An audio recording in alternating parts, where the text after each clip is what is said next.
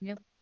Let us review where we left off up until the point that the next day began, because I think we're gonna roll that back a little bit.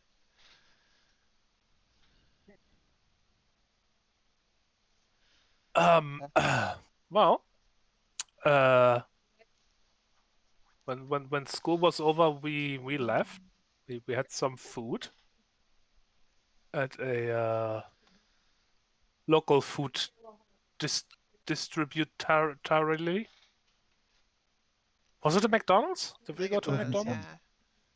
I wasn't 100% sure. Um,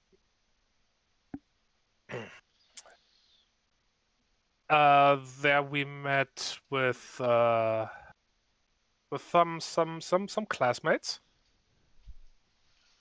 Um, I believe it was Jessica and someone who we met both in class and at the board game club, plus some of her friends. Mm. Mhm. Um, with her parent, I want to say her mother, being kind of worried that nobody was picking us up, but we assured her that would be fine.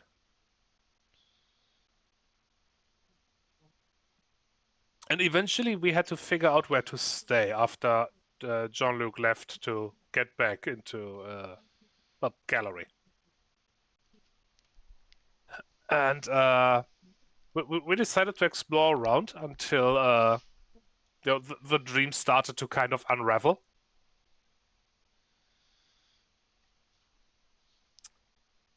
And then just kind of stayed in a house where how do I describe that? Where the um where things were only, let's say basic. The it the people were like just blank, or more or less blank expressions of the typical suburban family Mhm.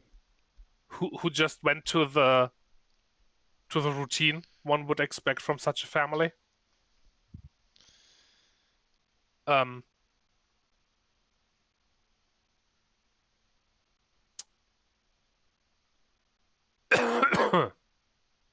and yeah, we stayed the night there. Those people didn't react to us in any way, even if we interfered with their routine. We They totally just haunted them. Mhm. they just kept going.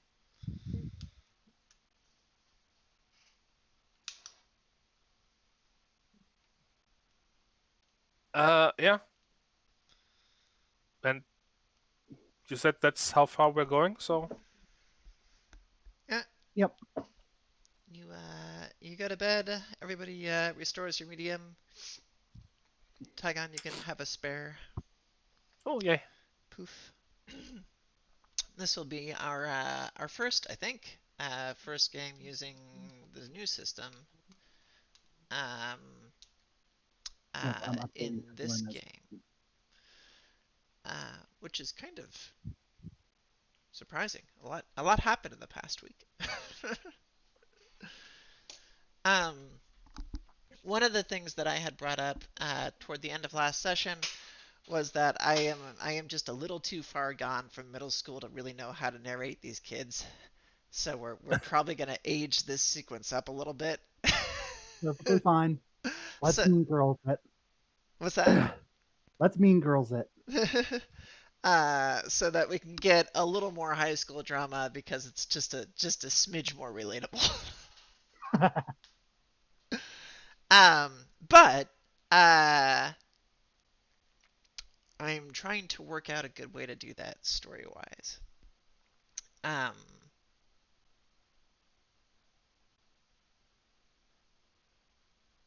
Whether it's retconning the previous couple or just kind of having it spontaneously occur. I Uh, say spontaneously occur. okay. Well, then spontaneously occur. Uh, it perhaps shall. Y'all wake up in the morning. The family begins its kind of morning routine.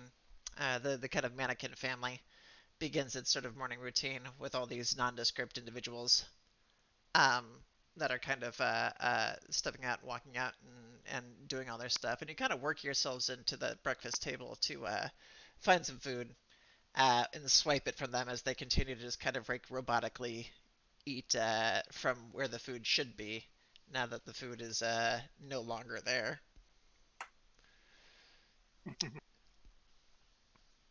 Um, and one of the things that you kind of notice rather quickly is as dawn doth break. Actually, let's figure out a couple things perception wise. I'm gonna have you do two checks. I want to see what you figure out physically, and I want to see what kind of occurs to you mentally. So first, we're gonna do a body perceive. Um, so just 2d10, your body perceive score and your body exert score.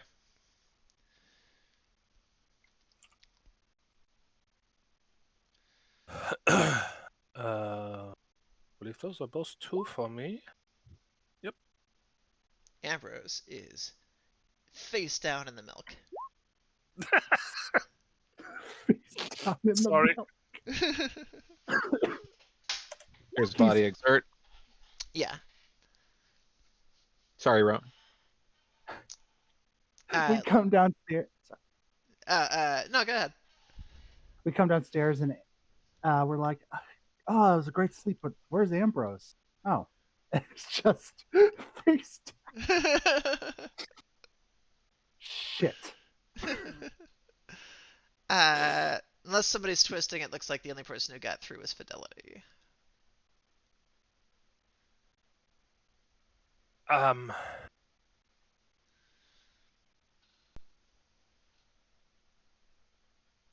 I'll twist. I don't know that you're close enough to pass. No, you are close enough to pass, yeah. Never doubt me. Oh, there you go. Look at that. Okay. So Fidelity and Evelyn both. Um, John, I don't hear you. Are you there? I'm here. Okay. Fidelity and Evelyn both notice a couple things.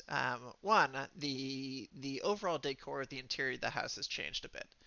Um, it almost looks like it updated by a couple years. It's not like everything changed overnight, but the couch is new. It's become a little bit more modern.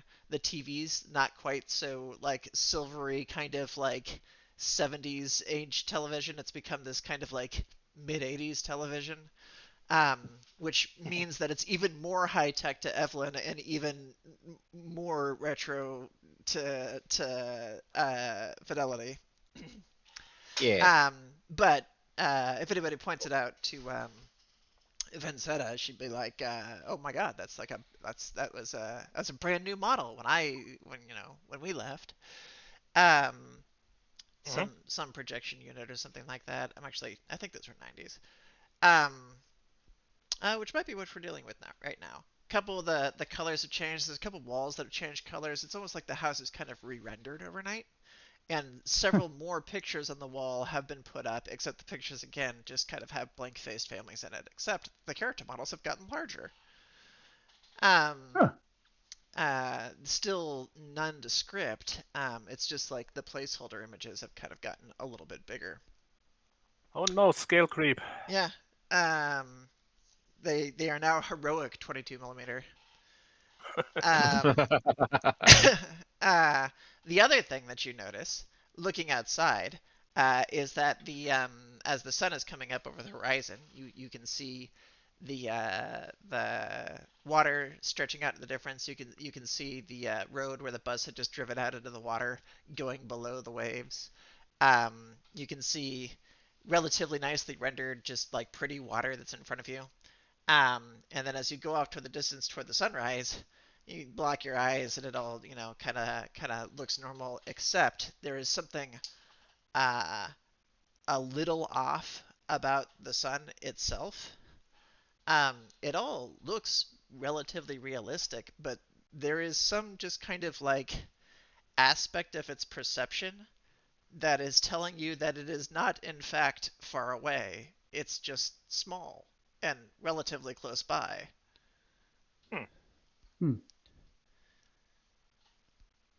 Are children really small, or are they just far away? In this case, they're just small. Um, you can kind of see the matte painting. It's like seeing the skybox. Um, Follow this up with a mind exert or a mind perceive rather. Same concept. Perceive and exert together with 2d10. Second.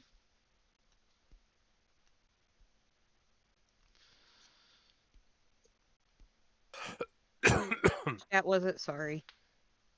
Perceive and exert in 2d10. Mind. Okay. Mind. Okay, mind. Thank you.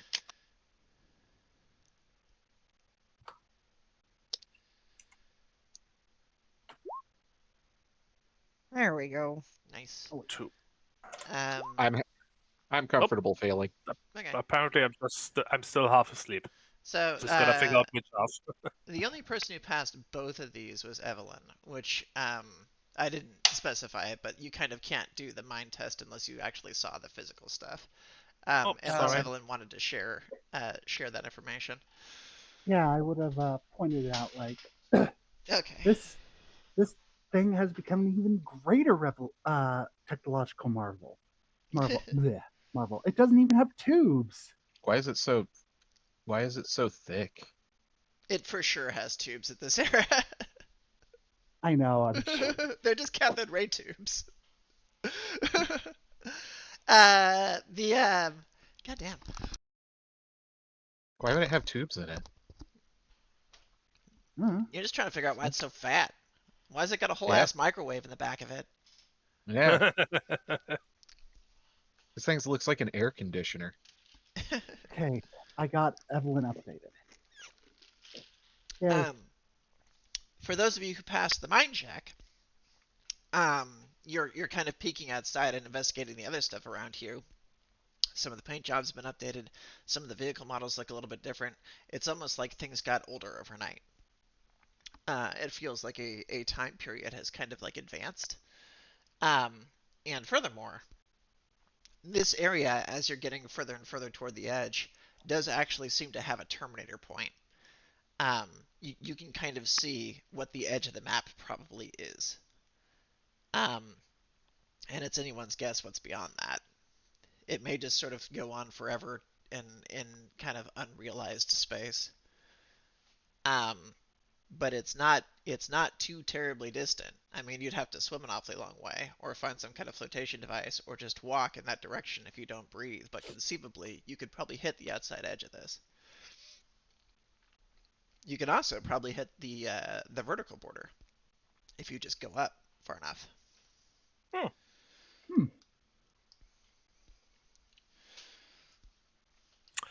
Interesting.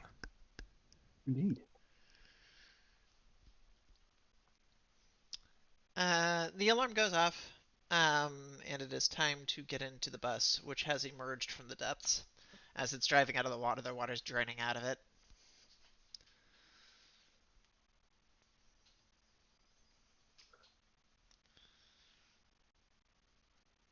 Marveling at how weird that is. Also,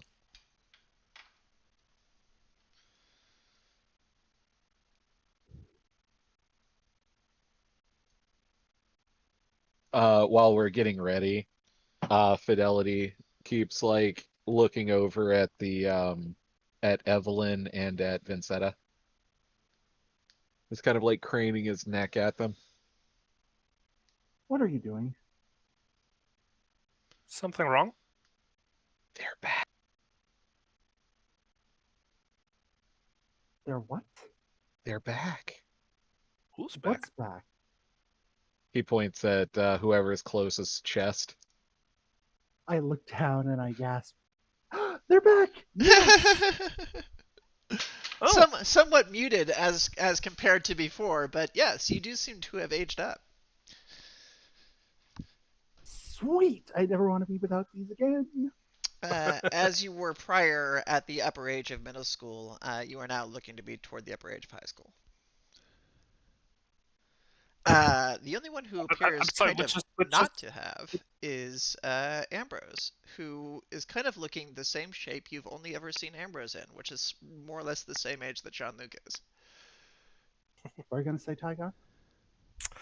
which is what age around? I don't know, 17-ish. Okay. Gonna say So sorry, probably. I'm a bit iffy on what actual ages American schools are. Which makes sense. Mm-hmm.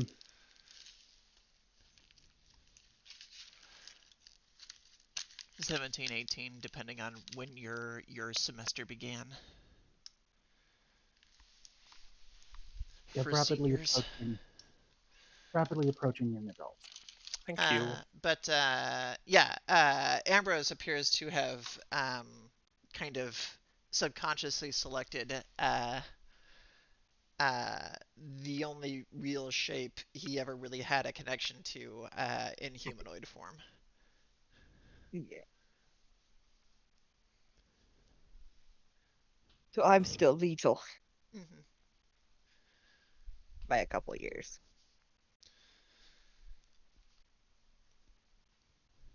Yep, you still wouldn't be out of place. Are the yeah, that's unusual for me. My school did not have a middle school, high school. As you can see, how my middle school was segregated. It had sixth grade and then seventh and eighth were in an entirely different area to keep them away from the sixth graders. It's funny because the elementary school I ended up in after fifth grade went up to sixth, and then we had junior high, which was seven and eight, and then we had, which was their own building, and then we had high school. Yeah, so So that we I mean that had effectively causes the same thing, right? You have a yeah, sixth was part of middle school for us, but it was six, seven, eight, and seventh and eighth were kept separate from sixth. first through third and 7 through 12 in the same building. Um, I have noticed that they have built a new building for first through third in the intervening time since I graduated. And then fourth and through sixth, we were taken all the way over to the opposite side of the county. Um, for some reason. You got to keep them separated. Yeah. It's like they separated the fourth through sixth graders. But the 7 through 12 and 1 through 3 shared a cafeteria.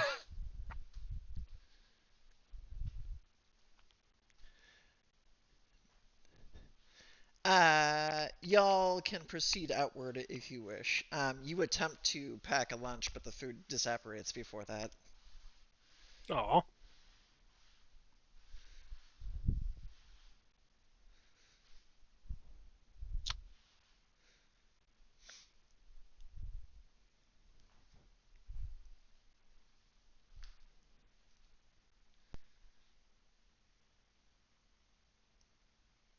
that was worth a try.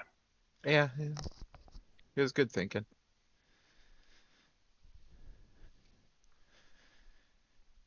If you could tell me your action, please. Going to uh look at all the others and be like, why are you all so big? What happened? It's kind of like my real life. One day I was a little tiny guy, and the next day I was like big. And the next day it was a horse. It's just how it works. Yeah. And then 5 years later, horse.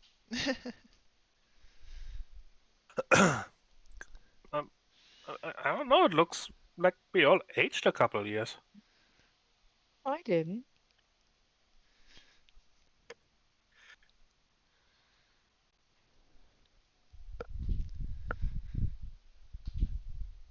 Oh,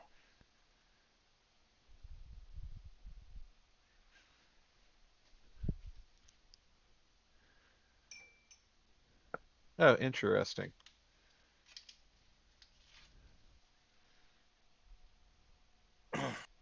Okay, so I need to do a quick change to my macros. I now wondering how I'm gonna make this work. My action.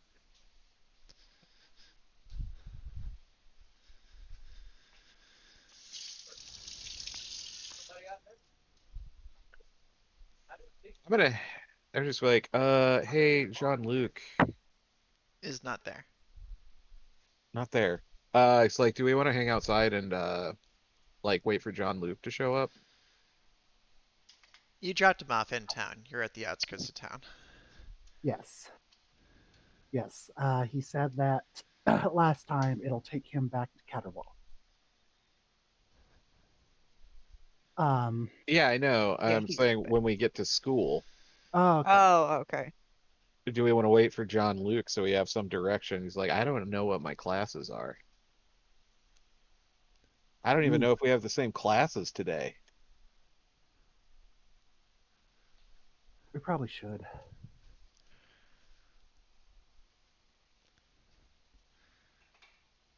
God, I hope I don't have to take Latin again. I hated that one. The hell's Latin? I just stare at you blankly. I'm just kidding. I know what Latin is. Do you? They don't generally teach that anymore, I think. Good. I hated that one. I guess suppose we could. It depends on how long it takes him to get there. Because if we're going to be late for class, then we should probably find a way to go to class.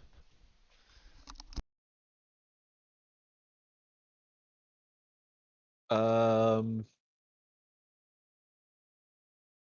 okay, I have an idea. I'm gonna walk to the office. Um, you're at the house, and I was waiting to Mhm. see Oh, if you were going to go to the bus. yeah, I thought we'd already gotten on the No, no, bus and no. left. No, Nobody had said a thing. You no, we already have not. you described the water draining out of the bus I earlier. described the bus arriving. I don't want to narrate your every actions. I want y'all to narrate your Okay. actions. We I will get get off on of. the bus. We get on the bus and go. I thought we were at school. No. No. Yeah, I misunderstood too. That's my bad. As you're getting onto the bus, the other two marionette people that have been staying with you uh, will get on as well and find seats. Um, and as before, as the bus is traveling, bit by bit, additional kind of faceless entities will get on board until all of a sudden, as you kind of hit the interior of town, each of them suddenly becomes an animated person.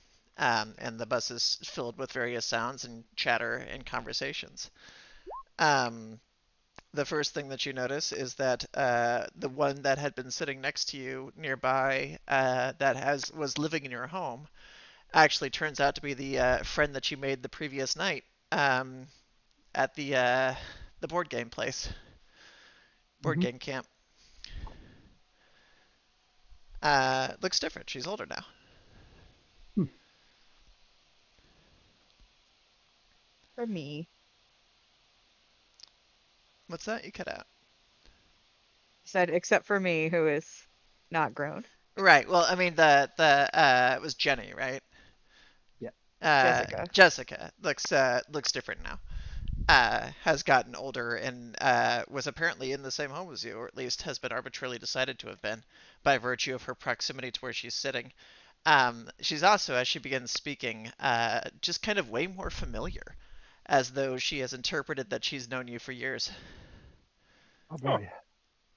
Um, the other copy of the other person that had come through turns out to be, was it Kevin? No, what was his name? Hang on. I have it written down. Give me 1 second to tab over to my notes. His name is They're Frank and Charles were their names. Frank and was That it were really? Fidelity's friends. Yeah. The one that was the rival guy? Yeah. Mm, That was Kevin. That was Kevin, I thought. Oh, I guess I didn't write that one down. My bad. Yeah, Frank and Charles were the ones that I was getting along with. I was kind of Yeah, winning in order. Kevin was the one that was like, I am threatened by you. yeah. mhm. Kevin is now prodding the back of your seat with his foot, being loser. Move your head. I can't see. I was like, what are you trying to see? Uh, uh, he sighs and says something other than the same head I have to stare at every day. Do a community perceive. I shall endeavor.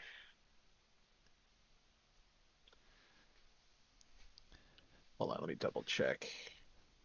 Hey, I was right to check. 2d10 plus a whopping 3. Oh, Look wow. at Okay. that. You detect a difference in the overall inflection of this voice. It is humored in a annoyed but kind of like familiar tolerance. Ah, There's a difference here between what was there and the previous kind of encounter with him, to the point that you can kind of surmise that like perhaps this relationship has gone on for several years, and there is now a kind of rival familiarity that's taken place that is not specifically begrudged, but is just kind of like bitching at each other. Like stand up, like like stand up in my seat, kind of like holding on to the seat and back of the seat in front of me, just like, oh, sorry, you were wanting to stare at my ass, right, weirdo? I have to see that every day in the locker room. It's no better now. I'll just kind of sigh and pinch the bridge of my nose. I just kind of wave it to and fro, like You're he not yelled beating. at the bus driver. And he kind I'll of grab. goes, "You're not beating the faggot allegations, Fidelity." Just like Like, I was just like, you're the one staring. He just kind of turns his head sideways. There's a slight brush that says, "Cause it's in my face." Again. I'll just grab Fidelity's arm and pull him down. I just sat down. I was kind of laughing. Like, are you 5? Like, you, are you you? hear a voice behind you goes, "He is compared to me." They were just like, no, I'm a 10. I already beat you to the joke. I look so confused at that. I was like, I'm sorry, are you still talking? I'm sorry, I are just you still talking? That's you. I sigh and I sigh and I just flip my long black hair over my shoulder. I'm surrounded The by bus will more. arrive, and you can now be at the school and decide what you want to do. Ah, I'm gonna wait, Well, like, I'm gonna wait until Kevin is trying to walk past and then get up and like shoulder check him into the seat beside me and walk out. You're going to earn that back 3 times today. I just, I had a double deuce behind me as I walk out. Fidelity, stop antagonizing people. I will get look for John What? Luke. God, what are you, 40?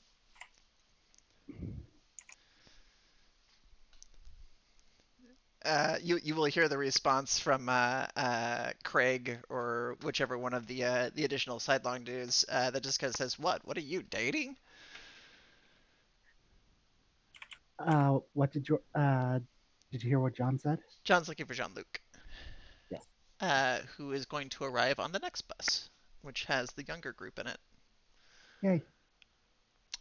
Jean-Luc steps out along with several people from that initial history class that are all still the same age that were there before. Some of the other ones were not there, and you actually saw them on your own bus, having come out older. He looks over, looks around, sighs, and goes, "Oh, I guess we're already here at this part." And then cheerfully looks over at Ambrose, saying that Ambrose is still kind of aligned to his age group, and rushes over. Bigger, I'll say. He nods and goes, "Yeah, this is on kind of a loop. It happens about every month." Oh, He kind of shrugs a little bit and says, "I was told about it. I only saw the tail end of it last time, but every time it happens, everybody kind of goes up. Once every week or so, everybody goes up by about a year, or sometimes bigger jumps like this.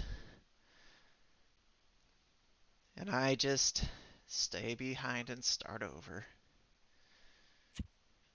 Oh, that sounds really annoying. I'm sorry.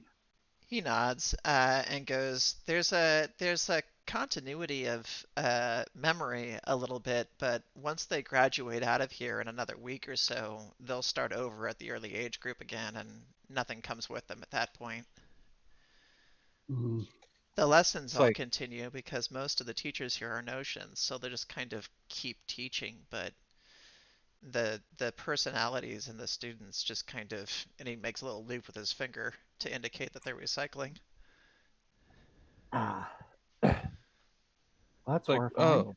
it's like a out of character. What are those things called? The video games where you just poke options. It's like A dating dialogue sim. tree? and click. What's that? They're called point and clicks. Visual novels. Okay. Oh, I was Well, like, oh, it's like a visual novel. either way, he has no clue what you're talking about. Uh-huh. Opposed to what? A novel you listen to? It's like that. It's like a type of video game. Like there's like a pictures and there's dialogue trees and you pick which one you wanna you know and you can get different endings, different outcomes depending on which ones you choose. This is actually something that is somewhat contemporaneous to Vincetta and Vince, and it sounds like video games have stayed more or less as you understand them. I expected just like, oh, like those cool choose your own adventure books that they make in England. I don't think you're terribly far from the golden age of LucasArts at this particular Maybe. era. Well, they're from '85, which is a Yeah, good 10 years before the yeah, that's a Monkey little Island. early. But at this particular stage, what, 4 years later? I don't know. When was Monkey Island? Early 90s?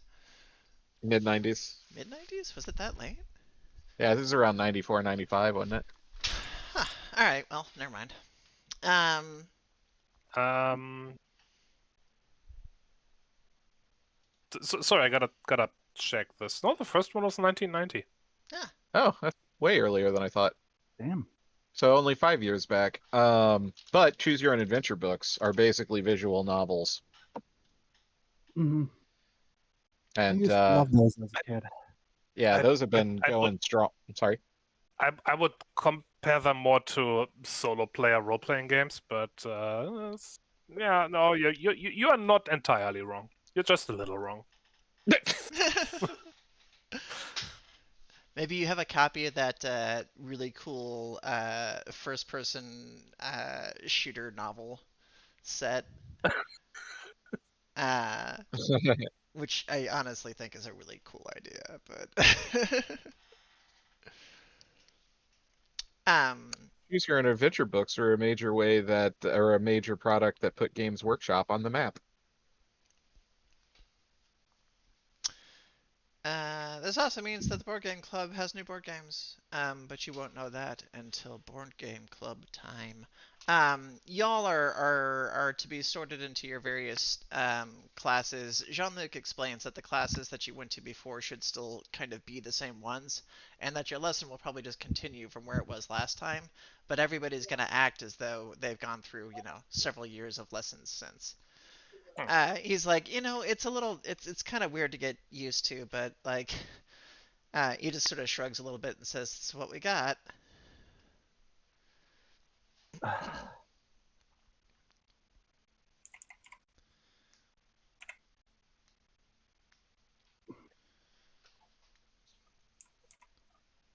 It's like, how do we know what classes we're supposed to go to? Yes. Oh, I think you can kind of just he sort of like scratches his head a little bit and goes, I sort of just go to the history one. Um, because that's what I was in here for. I kind of go to all of them, the math, the whatever. As I understand it, if you walk into something and something's going on, you can probably just be there. I don't know if there's enough of a structure to really like catch you for being in the wrong spot. Okay, I was afraid it was like Danganronpa. There's a exasperated sigh as he looks over to Ambrose and says, "Do you think he'll ever stop doing that?" What did I do? Referencing Nobody knows things. what you're saying, and I'm French. You're all such nerds. How are we nerds when you keep referencing things nobody knows? Everybody knows this. You guys are just like ancient. Oh, we are.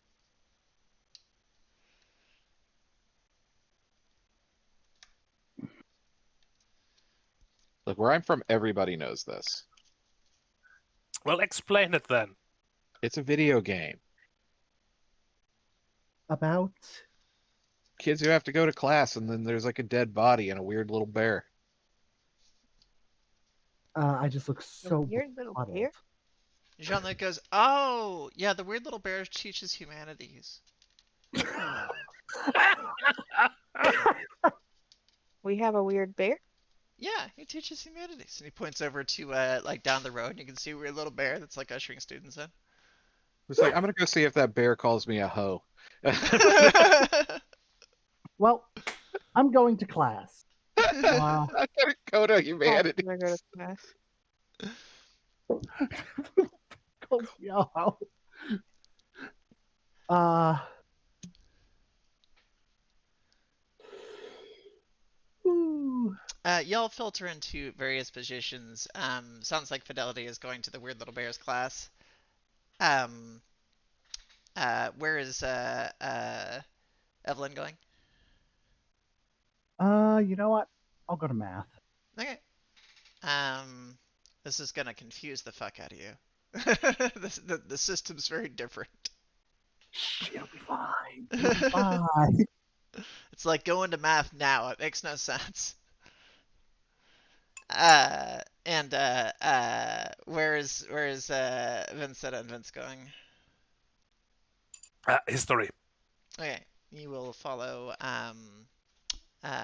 Ambrose and Jean-Luc into history, where the Yes. previous teacher who was present is there again, asking you to take out your books and passing stuff around. You still have Jean-Luc's old book, and as you are kind of opening it up, you're seeing more notes scribbled in the margins, several of which catch your eye, as they seem to be pertaining to the idol that you were looking for earlier, and eventually saw in the middle of that dais.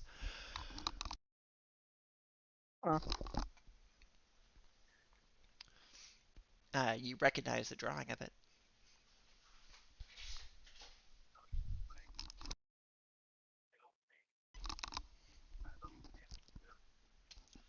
Sorry, I was reading the book. What just happened? It was to Vincetta Yeah. anyway. Oh, okay, cool beans. I don't. Oh, I am sorry. I thought you were. I thought this was to Ambrose. No, y'all went to the same place. Sorry. Vincetta is still using the book that Jean-Luc gave. I think, right? Didn't Jean-Luc give that to you or to Ambrose? Pretty sure it was you. Yeah. Yeah. Yeah. Okay. Sorry. Yeah. As you are opening it up to whatever page you were instructed to open to, you're seeing a drawing of the idol that you saw at the bottom of the ocean, and various notes that Ooh. are scribbled in the margins. Oh. Interesting. The notes are pointing to, there's like little arrows drawn in there that are pointing toward parts of the paragraph that is adjacent to it, talking about said idol. And they are scratching things out. The lecture begins, and the teacher is talking about the history of this this idol and the battle that went to it, explaining all kinds of grand things about how it was contested by two different factions, and that it was a blessing of Lys, and eventually, the thought process was whoever won this great contest was going to get to keep this idol, and uh, they would be blessed and have kind of like Lisa's overall blessing for the remainder of many years to come. And ultimately, the two factions at war over this, who battled on this spot for this, um, uh, one of them kind of like engaged in some scrupulous action against the other, and Huh. Because the combat was not fair combat against the ones involved. Um, Lisa actually sent their hand and summarily destroyed the other army, and the resulting winners went on to receive the blessing for time to come, because they were not dishonored about it. That was kind of the extent of the lecture as it's gone through, and various students are asking various things as this goes on. Jean-Luc's like nodding and kind of paying attention to this. Your book has a picture of the idol and several hand-scrawled notes, as well as scratches off into the dialogue that are basically declaring that the story is bullshit. There's a note in there saying that the idol was stolen, that there was only one faction, and that Lys went over to destroy them in general.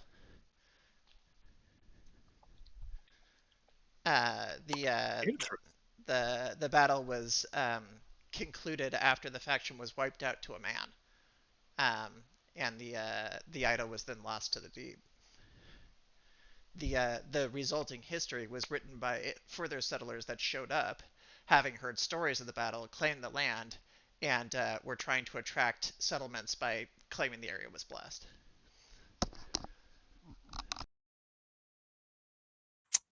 Fascinating.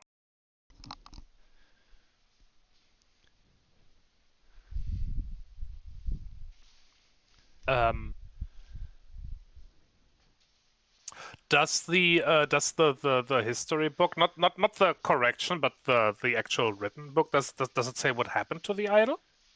The idol was supposedly returned to Lys. Never seen again. Oh, okay. The handwritten notes has it scratched out and says still there, needs to return to where it came from.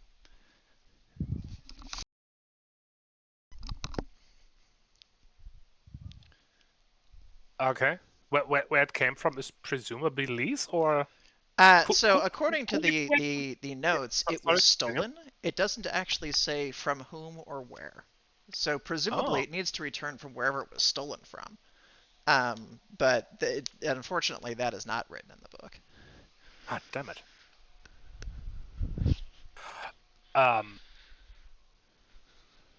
Well, when there is an opportunity, I will ask the teacher if they know where the idol came from. Go for it. Do you want to do it like in the middle of class, or do you want to do it in the like after class, or what is your approach on this? No, I was just gonna like raise my hand. I presume raising their hand is what pupils do in the American schools. Indeed. That's not just a German thing. Actually, we shoot our guns in the air. It's true. That makes perfect sense, right? All right. This was the 80s, so it was before we were shooting them forward. Oh.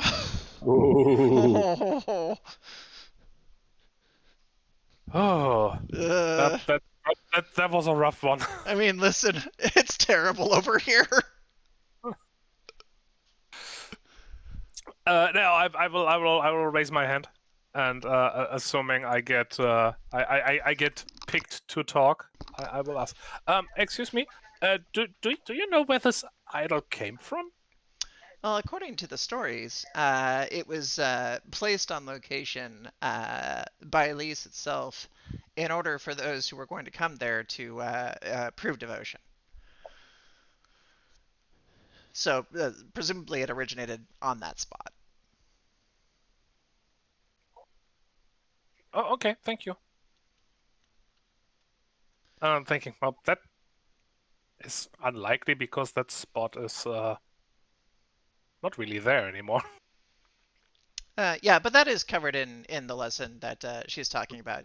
There was a great battle there, and then when the betrayal kind of occurred, when the rules of war weren't followed, Lee showed up and basically like nuked the place. Yeah.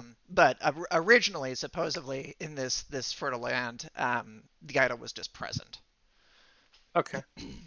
But that is not that does not appear to be what the notes are saying. The notes are saying it was brought there from somewhere. It just doesn't really specify where. Okay. I will leave it there for now. I want to see if I can catch the teacher after class and ask about that again. Okay.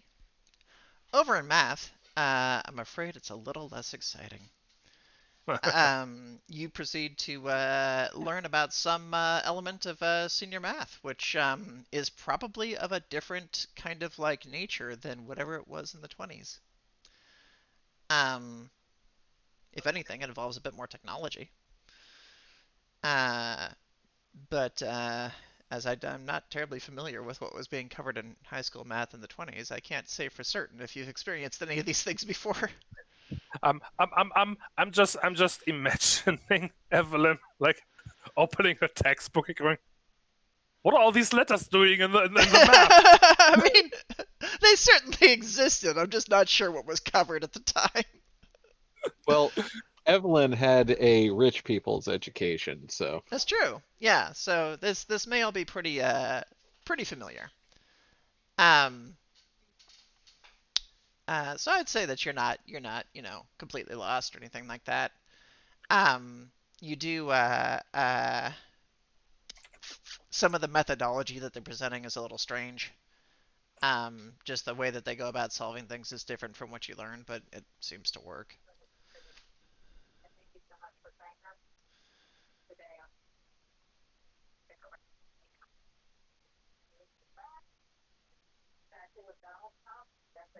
why does my history book refer to the civil rights movement as trouble ahead? Refers to the theory of relativity as a charming theory. It's a picture of Stonehenge under construction.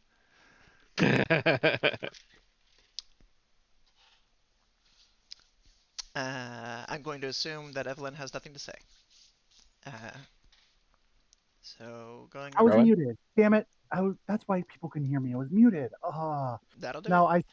I joked.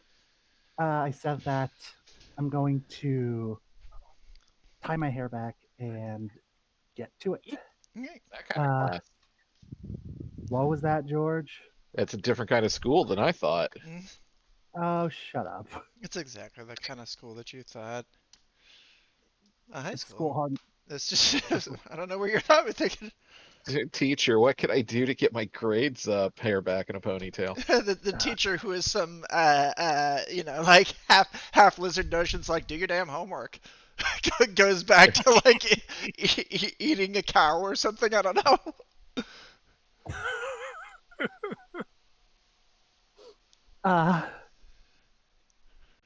But no, but I'll just focus on it. And when you mentioned Stonehenge, I said the caption is marvel of the modern age. Yes. The people in this class, there are a few faces that you've seen before, all kind of aged up a little bit. What you are kind of discerning as you're interacting with people bit by bit is it seems like whatever first impression you struck the day before has kind of carried forward for 3 years or something like that. 3 or 4 years. So, if you got along with people initially on day one, they seem to be pretty enamored to you. And if you didn't, or didn't talk to somebody, they seem to kind of be rather surprised if you address them now after this much time. It kind of like took whatever initial relationship you established and just perpetrated it forward or perpetuated it forward, or I don't know, some p word. Elaborated. Conjugated, Propelled it. I've never even proliferated. kissed. I was gonna say conjugated. I've never even kissed a girl. Yeah. All right. But yes, nothing specifically phenomenal occurs in this course. It is almost depressingly terrestrial, or a little refreshing in light of all the supernatural shenanigans you've had to go through lately. Mm-hmm. And actually, the teacher for this one does appear to be human.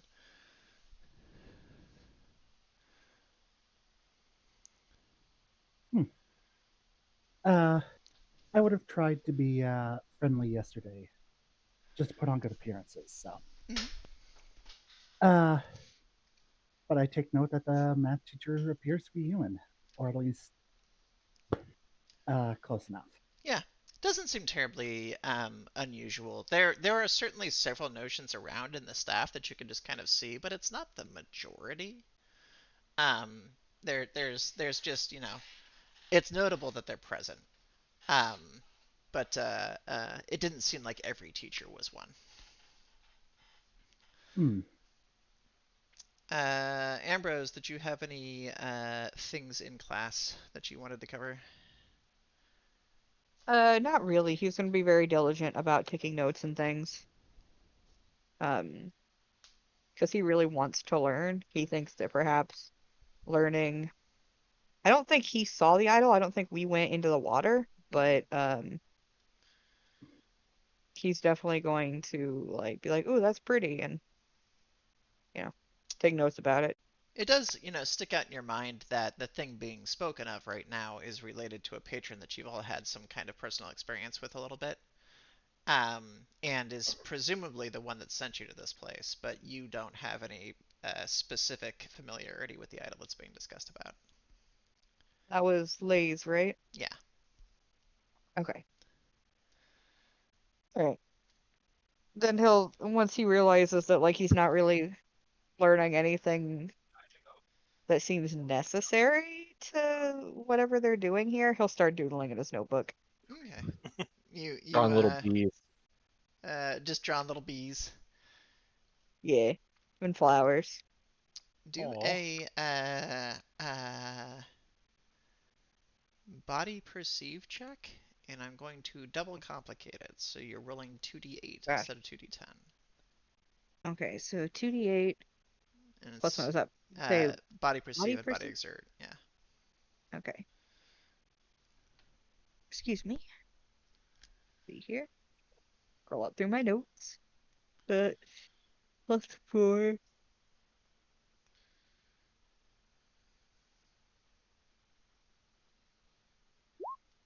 Wow, nope.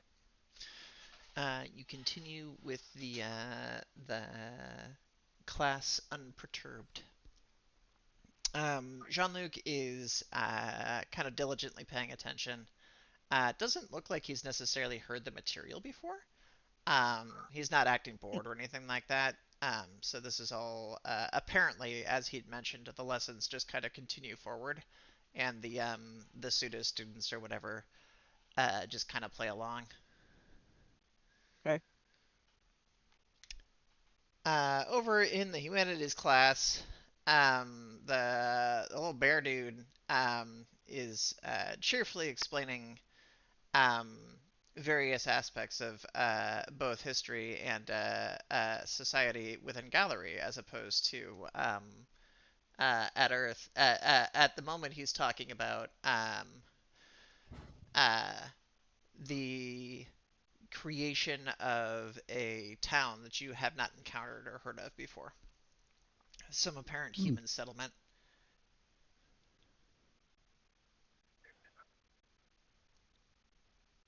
I'll raise my hand.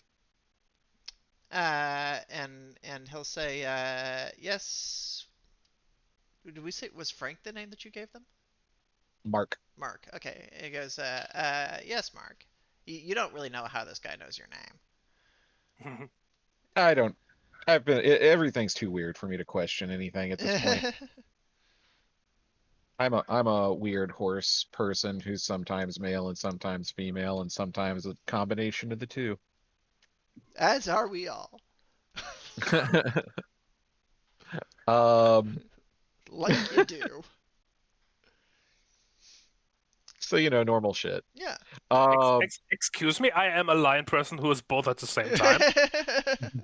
You are two lion people who spoke at the same All right. Well. True. This isn't about you, weirdo. time. I'm sorry.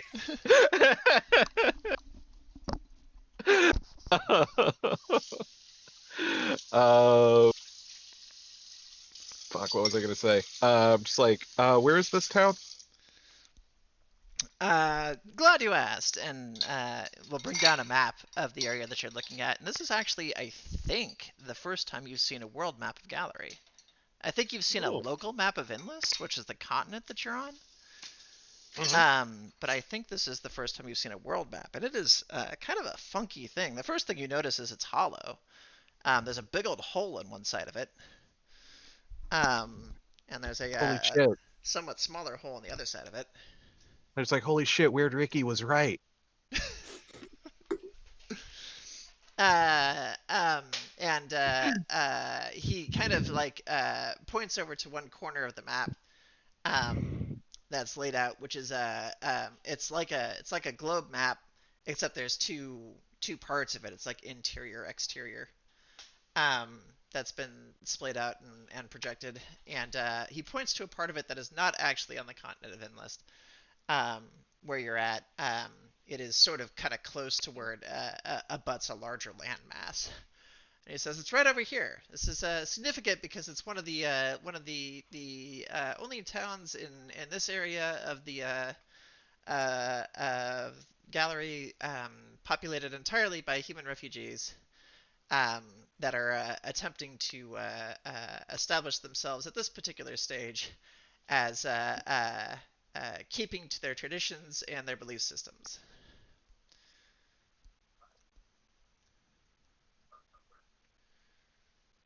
And it's like, is that Enlist? He goes, no, that's over here. They're close though. And he kind of points out to kind of like the locations to each other and says, there was some degree of trade that was taking place for a while until they kind of closed their borders.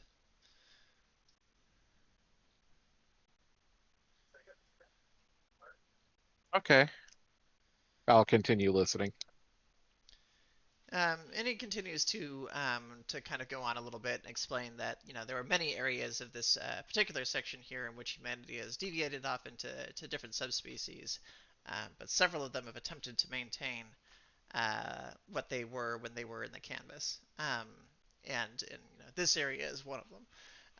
It seems to be kind of like cheerfully explaining in this whole thing is fascinating but kind of theoretical thing concept, and a lot of the you're getting sort of a weird like double spread from the students in that like half of them have completely checked out because they kind of like um, are not necessarily invested in the story all that much. Most of this is presented as almost like a system of beliefs, and it's entirely possible that some of them just haven't decided to believe it at this stage in their career. And then other ones are like, very diligent and if anything, look a little annoyed at the ones who are not quite as paying attention. Um, I am uh, unusually paying attention. uh, Like, weirdly super into this. you learn a variety of things depending on the supposed accuracy of the statements. One of the things that he repeats fairly often is that presumably when you are able to visit this place, you can go here.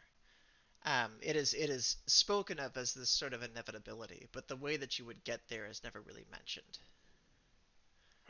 You kind of equivocate the way that it's presented as like the kingdom of God. So the unspoken thing is you got to be dead first. Um, and there doesn't seem to be any kind of mention of people going back and forth over this line. I'll raise my hand again. And he goes, "Well, you're surprisingly invested today, Fidelity," which kind of catches you by surprise because you've been here a Or- day, right? But much like was observed earlier, whatever your first impression was apparently seems to just kind of proceed forward. Um, so he's like, "Yes." It's like, this like, so you're saying this area, you said it's heaven? You have to like die to go across that border? Well, gallery in general is not a thing that you could just waltz into. We certainly have stories from people who have been back and forth, but unfortunately, no gateway just exists down the street in the local McDonald's or something. There's a general spattering of laughter. It's like, oh, oh, you mean to get to Gallery? I thought you meant to get from like Inlest across the border into whatever, into like that kingdom. Oh no! I mean that border, I believe, is closed because the stories that we've received here is that the natives of that particular land are attempting to maintain its Earth-like purity. It's like, oh, okay, I get it. Well, good luck with that. I mean, we've all seen how, like, we've all seen how trying to close a border goes. He chuckles and says, "Well, presumably the rules are a little bit different on that side of the line. As we understand it, conflict is just not a thing that's present."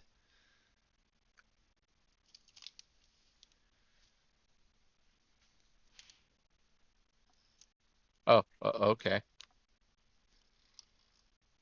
In Gallery? Well, yeah, it's all looked after by the patrons, so conflict is maybe some minor things here and there, but largely, taken care of. Huh.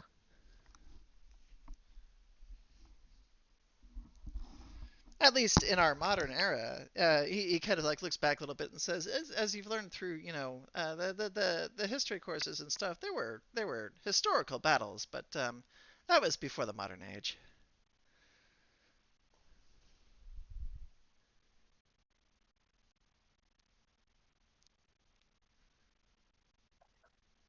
It's like, okay.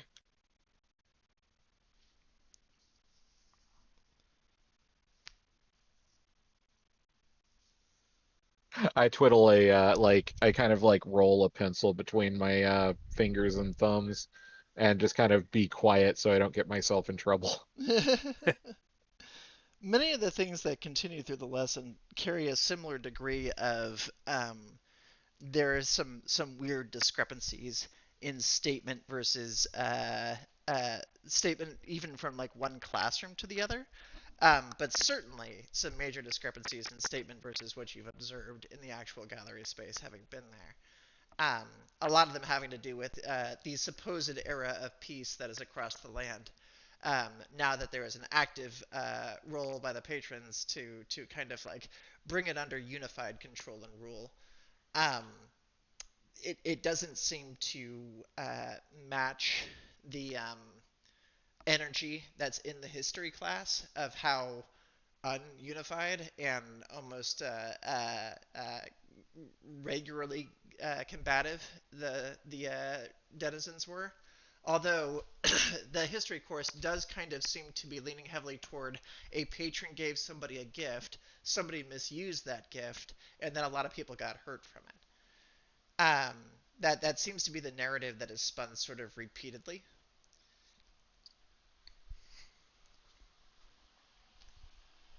And presumably the modern era explanation is just that everybody who's over there has kind of learned that lesson. And now, people don't misuse the gifts and everything is great. I'm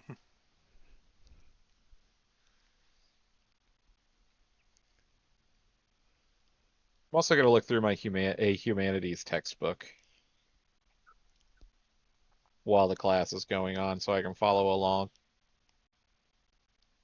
but I'm not much of a reader, so what's going to end up happening is I'm going to be like end up looking at pictures and doodles that are in the book from other students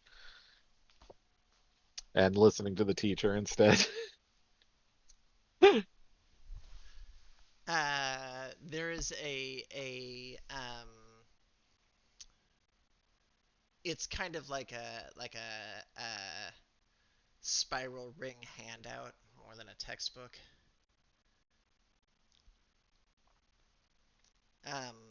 That seems to have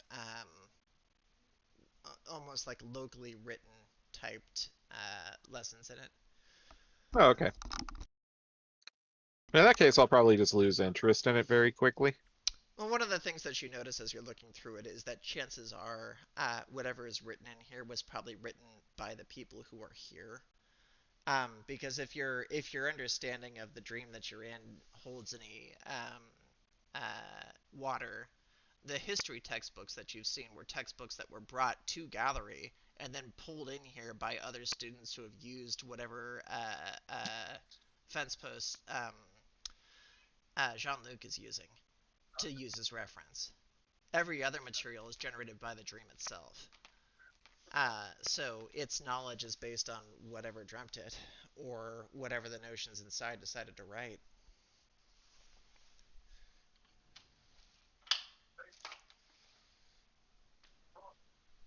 Noted. All right, thank you. As the lessons kind of conclude, lunch begins. You'll step outside, and almost within 2 feet of leaving the door, a basketball will fly across the area in your face, um, uh, uh, bound and determined to hit you directly in the nose if you don't catch it. I'm going to attempt to catch it. Do a let's call it a dodge roll. Oh, okay. Dodge save.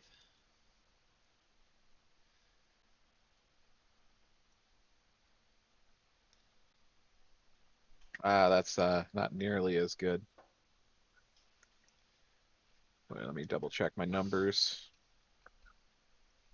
Let me click on the right goddamn button to get to where I need to go.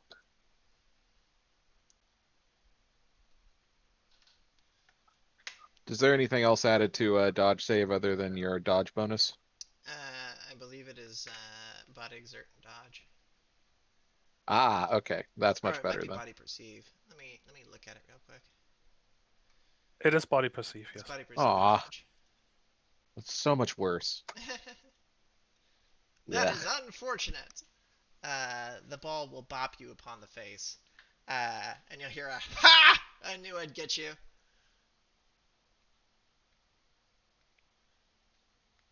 I like grab my nose and check to see if I'm bleeding. No, you're okay. It kind of clocked you in the forehead. You can see Kevin kind of leaning against the wall and laughing. Keep your head up last time, idiot. Game in 10. Don't eat, you'll get another cramp. I'm just like, I'm gonna fucking style on you today, bitch. Head Just to like the you did just lunchroom. now, bitch! Why don't you pick up the blood on the ground along with your pride?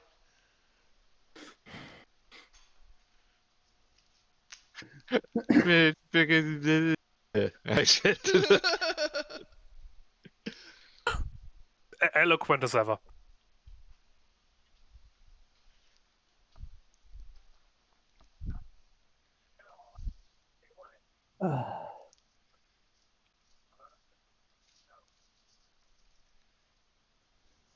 I'll head to the lunchroom. Look for the others.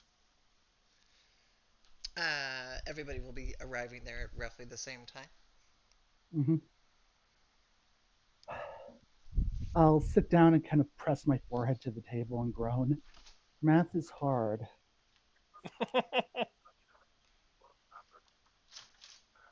It's like, I bet it's like all following directions, so you probably suck at that.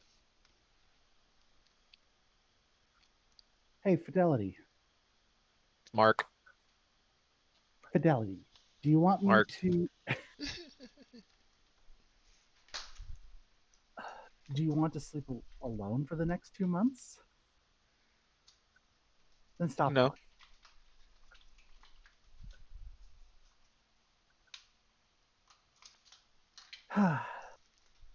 I kind of brush a bit of hair out of my eye.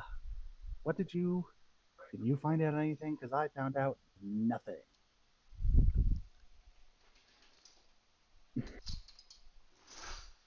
Well, we found out some stuff. Like, yeah, everybody here thinks the gallery is heaven.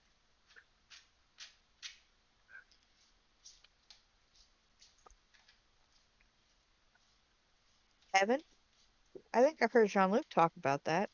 Yeah, they think that if you die, you go to gallery. Jean-Luc will actually audibly laugh.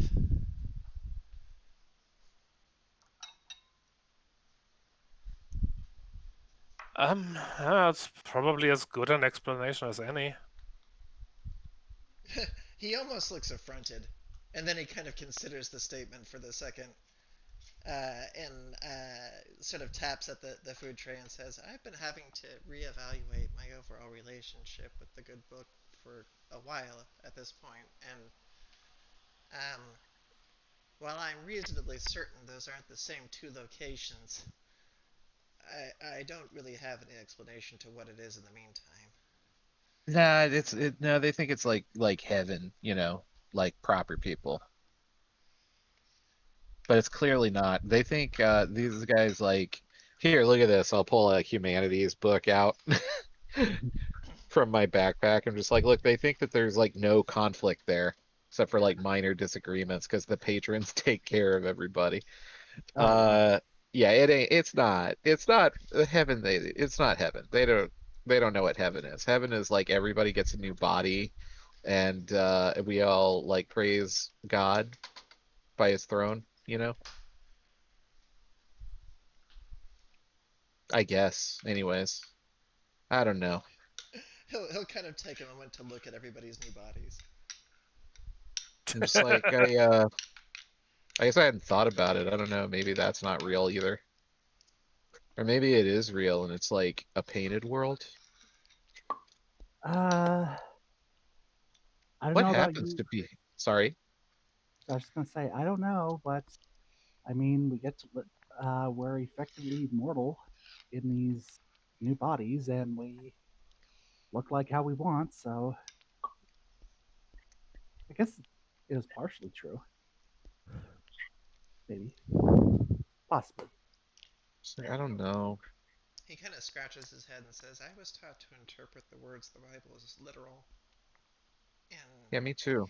handed down specifically by those in direct communication with the Holy Spirit. Yeah, I me can't too. really reconcile the fact that this entire place is missing." What place? He shrugs and kind of points around and says, "Gallery, all of this, every aspect of it, none of it's mentioned anywhere. It seems like an awfully big piece of miscommunication for it to not be Maybe. present at all." Oh, I just like kind of put my like kind of lean forward with my elbows on the table, and I'm just like, maybe it's to stop people from finding gallery. Like all the stuff that I've been like, this is weird, and not supposed to do this. Yeah, I was talking about like I was getting, weird and curious about these shows, and I went there one night. If I hadn't done that, I wouldn't be here. But you're so happy here. Just like, I know, but like, am I? Are you? Because like they say that like if you do this stuff, you go to hell. Is gallery hell? I don't think it's There's, hell. I don't think there is a hell. Jean Luc will kind of like ponder a little bit and says, "I've sort of thought about it myself, and I guess it might be, but it doesn't really fit what little descriptors there was." Yeah, we're not so much endlessly tortured. I mean, we've ran into assholes, but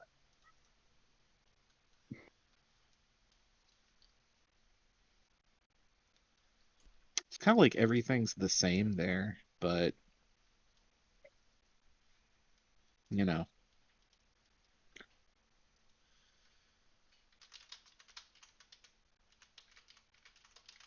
I don't know. I just thought that when I got there, I felt like it would be like a new start, and things would be easier and things would make more sense.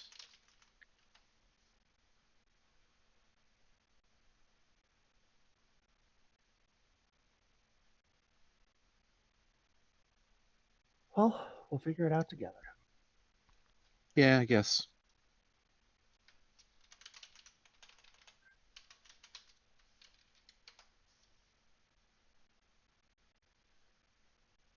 Late 300 and 400s. Okay. Formation Sorry, of the what was Christian that? Church. No, when Revelations became canonized. Ah, So that he would be familiar with the idea of like a burning hell. Okay. So yeah, Jean-Luc's like, yeah, it doesn't fit, what I was taught to expect of the place.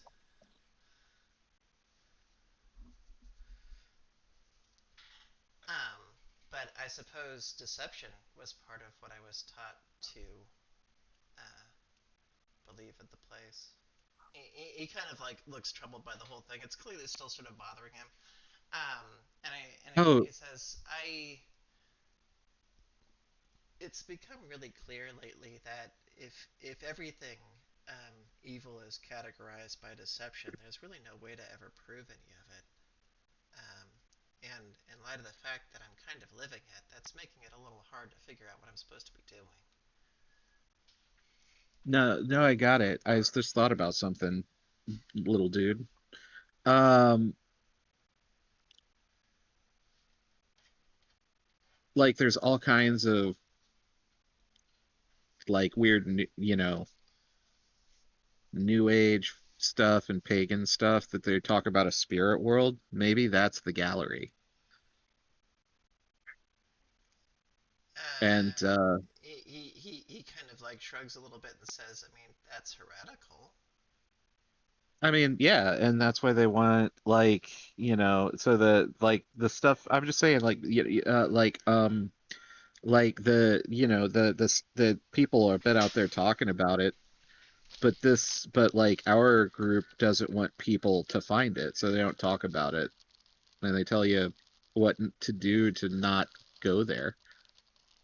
Well, then why do they always talk about hell? Oh, maybe that's real too. Well, Or yeah. maybe somebody looked at gallery and thought it was hell. He sighs and sips a juice box. And his son is like, "Did anybody get anything about what you're supposed to be doing here?" It's like I just learned about a kingdom that doesn't, let people in anymore because they want to preserve like their traditions from Earth. The Prelacy? Didn't sound like it. They like closed their border to Inlest.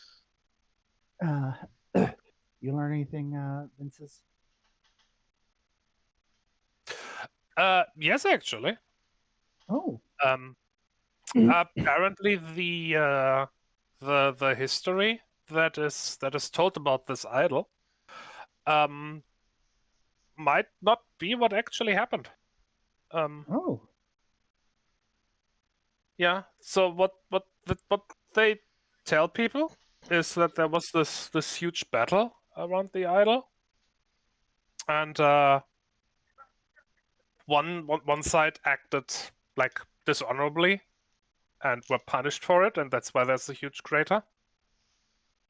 But you see the book I have is, and I show them the page there. This is that says that that's not true, and that there was no battle, and it's just the people that were were basically dicks. And then that's why the crater happened. Jean-Luc will look over at that book and be like, "That's the one I gave you, right?" Yeah, where did you get this? He says it was given to me by one of the teachers when I first came in. I think that's the book that's been through the hands of everybody who's used this dream to learn. It's probably got the only real notes in it. Oh. Maybe we ought to talk to that teacher. I was about to suggest that. He kind of thinks for a second and goes, I mean, I guess if we can find them. I haven't seen them since. They were kind of like, I don't know, the orientation? Maybe whoever runs the place? It's not somebody that I talk to on the regular. Oh, the principal? Is that like the person in charge? Usually. Well, maybe that. Unless the superintendent runs this place. Also, when Vince says, "I was thinking the same thing," you know, I'm gonna like high five him and be like, "Nice," or her. I don't know which one said it. Let's say him. Okay, I just high five him and be like, "Nice." Yeah. Oh, there y'all are. You can hear a familiar voice say as Jessica will pop up and sit down next to Vince with a tray full of food. Hey, hey, Jessica. Hey, Jessica. She smiles and kisses Vince. Whoa! It's just a quick thing, but it's clearly personal. Oh. I kind of lean back behind where her field of view is and point down to her and look at Vince and go, die.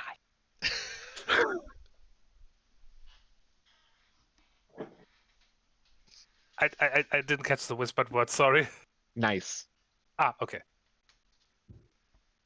I'll kind of grin and I'll lean in and I'll say, well, this is a development. Grinning like the cat who ate the canary or the owl who ate the canary. How loud was that? The nice, it was very quiet. No, the other comment just now. The whisper. Okay. It was the whisper. I said it. Yeah, Jessica doesn't seem to necessarily notice, but based on the overall proximity, it looks as though to her personal canon, this has gone on for a while. Damn.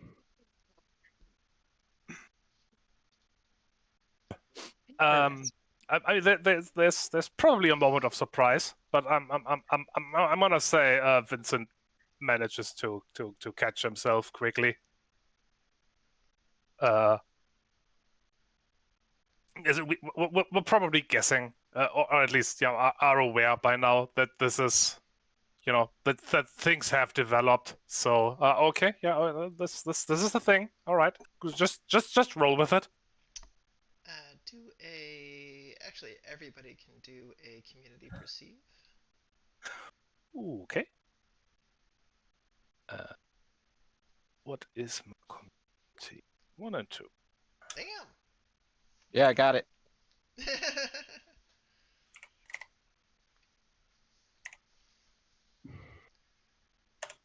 Nope. Ah, can't roll for shit today. No. Can I? Pretty close. But yeah, it looks like just Fidelity. Fidelity, you notice Jean-Luc looking worried.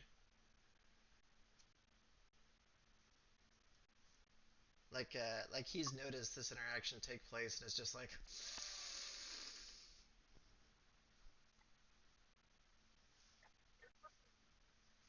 I make a mental note of that. She'll proceed to just kind of like get into a conversation with you, very casually, before asking what everybody's up to. It's like, hey, do you know who does the orientations? Is that like the principal or the superintendent or something? Oh yeah, that's the school counselor. Oh. Oh Well, that yeah. makes sense.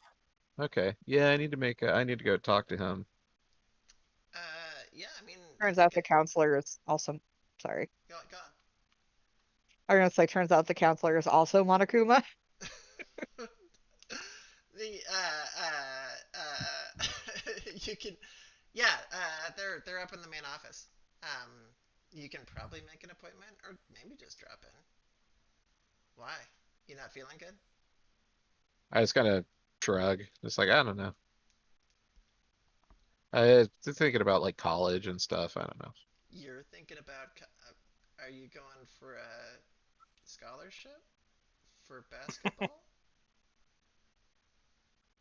Yeah, obviously. Oh, well, I mean, I guess that makes sense. Also, like, aren't you supposed to be playing? Oh yeah. Later. I'm gonna like hop up. I was like, hey, John Luke, come here for a second. Jean-Luc will follow along. Just like, yo, what's up, man? Oh, well, when these little time skips happen, they kind of just carry the last sort of sets of progressions forward for however many years have happened in between. But whatever it is, the dream just kind of invents whatever logical dialogue and relationship it thinks makes sense. So there's not much to go off of when something like this happens. And he kind of nods back toward that. It just means that if Vince fucks this up, it's going to be really obvious real quick. And he doesn't really have much to go off of. Oh, if you get a chance, warn him. Um, Thanks, bud. I'll see what I can do. Thanks, bud. You're a good kid. And I just like clap him on the shoulder affectionately. Where are you going? Play ball. He like goes back to the table looking forlorn and trying to smile like I don't know what to do. I just like, you got this, bro. It's no problem. And I'll just like, I just be like, I'll catch up with you guys later, and I'll run to go play basketball. um, Lunch does seem to continue more or less without a hitch. You do get a couple of like you start to pick up a little bit that like whenever Jessica will make a reference with kind of a laugh as though it's some kind of shared joke, you don't really get the joke. By the time it doesn't really seem to have any sort of like hang up or anything of any too dramatic by the time the lunch period ends. But you have kind of picked up by then that there is a span of time that has supposedly taken place here that you have no roadmap for. Mhm.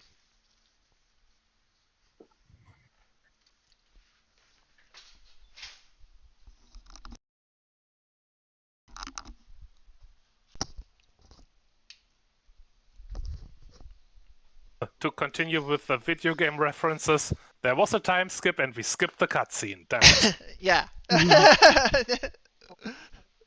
Totally should have read the recap. The Never skip cutscene the was walkthrough. involving two people talking. You pressed X, and now you're on like a car that's on fire careening down the road. That's what I What? was playing. I'll be right back. You ain't got time to smoke a joint. Press A. You gotta. This ain't a cutscene. Press A. Gonna say, and before we were just eating breakfast. Uh, uh, Also, I think it's funny that Fidelity said Danganronpa and then went on to describe Persona 4 yes. and nobody noticed. I mean, I haven't done either of those things, so I have no idea what Yeah. you're talking about anyway. I don't even know what the first thing is. Danganronpa is a visual novel where it's a series of visual novels where you're a student in a school that's like a murder school, and people start dying, and you have to like solve the mysteries. Uh-huh. And it's ran by this bear named Monokuma who has explosives in him, so if you tamper with him, he will explode and kill you. He's a Uh, robot. Okay. yeah, I've never played Persona 4, only Persona 3 and Persona 5. Yeah, I've only played Persona 5. But they're all the same game, basically. But Persona 5, the funny part is that Persona 5 also has a weird bear mascot robot He has a thing. cat. He's a cat, not a bear. I love that That's supposed cat. to be a cat. Yay! Persona 5 is a cat. Persona 4 is a bear. That's what I'm talking about. Persona 4. Okay, yes, Persona 4 is a bear. He calls you a hoe Yeah. Does he? in the One of his English best version. friends, he does. Amazing. You kids in your video games.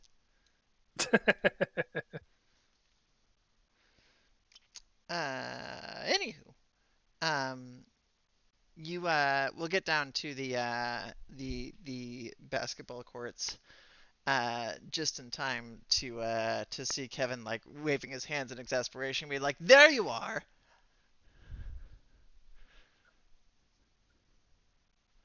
It's like, I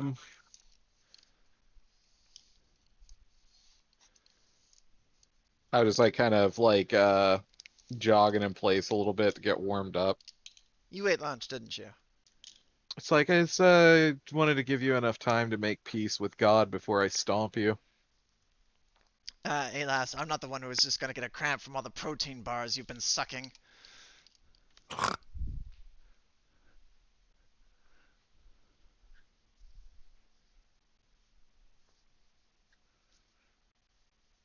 It's like, well, I don't have as many dicks to be sucking as you. You can't do that. I just made the joke, but better. It's like, that's weird because you didn't say dicks. God, you're dumb. Throw the ball. I will play basketball with them. You are actually apparently innately paired up on the same team and in roughly the same positions that you were the day before, as the narrative is kind of continued. So it looks like in this particular canon, there's been several years here where the two of you have jockeyed for first position, or whatever equivocates to it, which has resulted in a pretty large skill gap between you and the other people in the courts. You find that you're pulling on skills that you have learned in college and things like that as just having had more life. But whatever Dream State is trying to match you has decided that Kevin gets to have skills that are pretty adept for someone his age, which at the tail end of high school are already pretty adept. Yeah, But this is somebody who definitely has a place in college ball. The fact that Jessica seems to think that you're aiming for a similar scholarship doesn't feel out of place. The rest of the crew here is kind of getting stomped.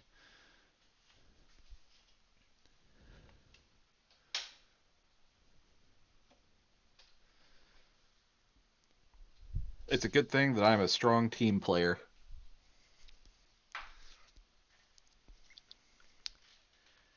He is not.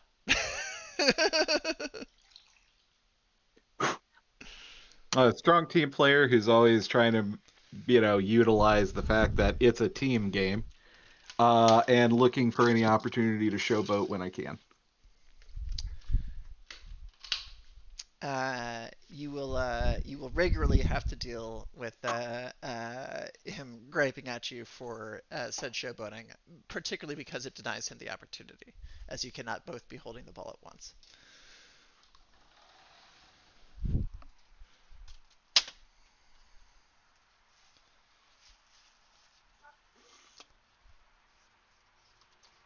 Anybody else have any lunchtime activities you want to pull? Nope. Uh, I think that as I'm just eating, if I see like a kid getting bullied, I'll kind of stand up and put myself between them and try to like de-escalate. Um, I But if think not, just that eating. there isn't any particularly obvious signs of that, but as you're kind of looking around for it, you do spot the choir director. Oh, I kind of nod to him. There will be a kind of barely acknowledged nod that kind of goes back. You'll see some other people who are in the choir who are also looking puzzled. Um, do a community perceive. Okay. 18. Nice. Dice are favoring. You have kind of gleaned that these particular students don't really know what to make of you, and it's bothering them. Hmm. You've run into an impasse in the way the dream is kind of connecting people. You were in a tryout state that didn't necessarily finish. Mm. There was a final impression that you needed to kind of keep trying, but that you might be in, but that you might not be in, but that there was some condition that might allow you to be in, and then the time skip happened.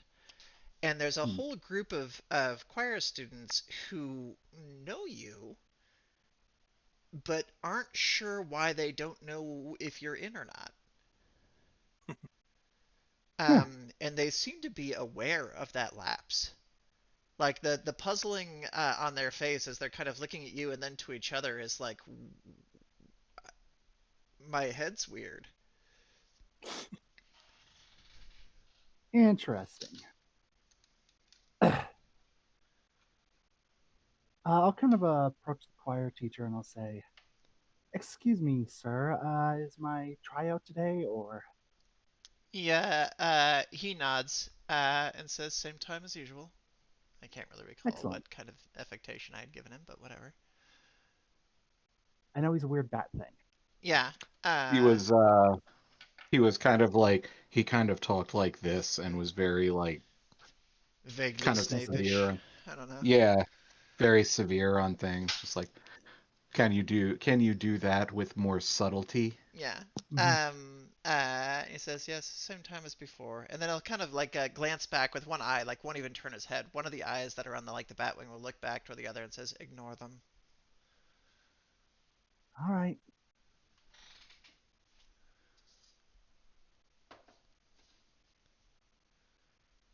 And he'll tisk a little bit as he's kind of looking over his clipboard and says, equally annoying. Never mind, Evelyn, we have a competition tonight. I guess you're in. Ooh, wonderful. Hardly.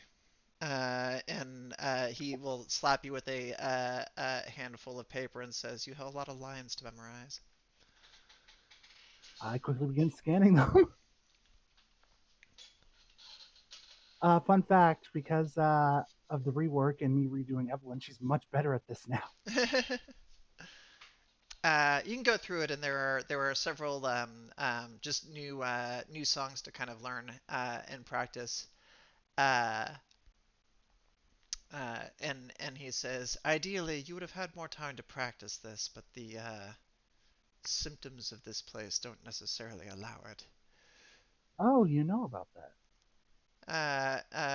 He kind of nods and says, those of us who travel in and out do.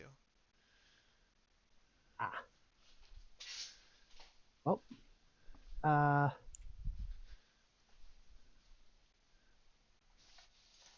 why do you do this? Doesn't it get boring after a little bit? He kind of looks at you with this genuine look of disdain and says, if you find singing boring, find a different choir. No, no, I didn't. Yes, sir. And I'll say I'll memorize my lines, sir. And he will proceed off to wherever it is he's going. I'll sit back down. I'll say, I guess I'm in, Hey, congrats. and I'll You. just push my food to the side and just start flipping through. It's complicated. Things have jumped up a little bit. This went from, the middle school choir to the upper end of high school. Hmm.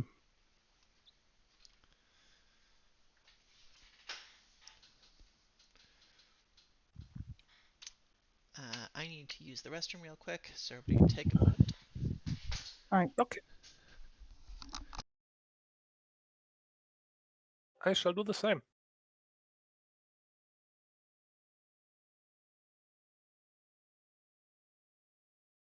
Hey, John. Yeah, You want to go to a haunted house when you get back?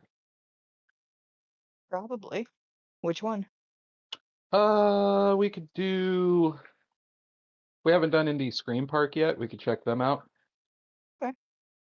Or we could do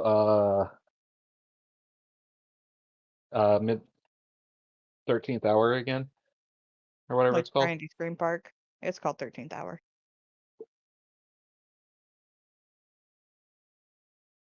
What's that? I said it's called 13th Hour. You were correct. I want to try Indie Scream Park though. That'd be cool because we haven't tried that yet. Yeah. Oh, I already said that. Yeah. Alrighty. There's a haunted maze around here I need to try to get out to.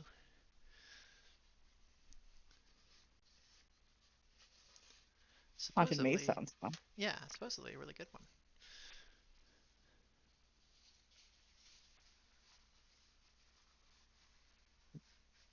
You know, we could look into seeing if any churches are putting on haunted houses because they have like the most ridiculous things imaginable. No, thank you. You know, walk you through and show you the horrors that come from the sin of homosexuality and stuff. I think you should just If go I in there and be like, "We are the haunted house." They're called hell houses. It's a I real don't thing. want to I don't want to go to a hell house. If I wanted to hear about how I was going to hell, I'd just go to mass.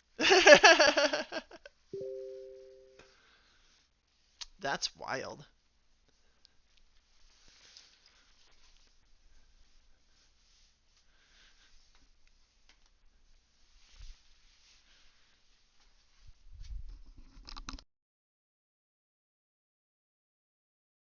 The true horror is that people actually believe that shit and fuck their kids up with it.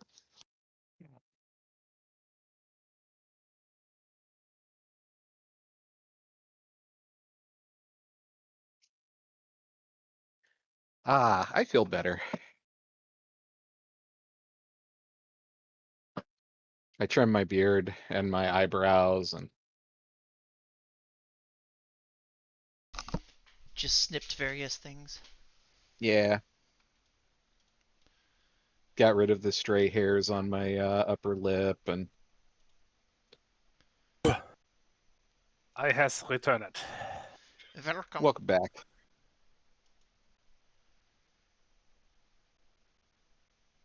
Got a little stray uvular on that R and returned. It was very fun and cute.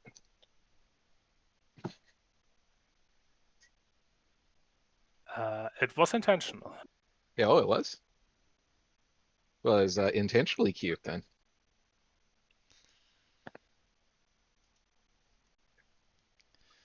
Do do do do do do do do do do do do do.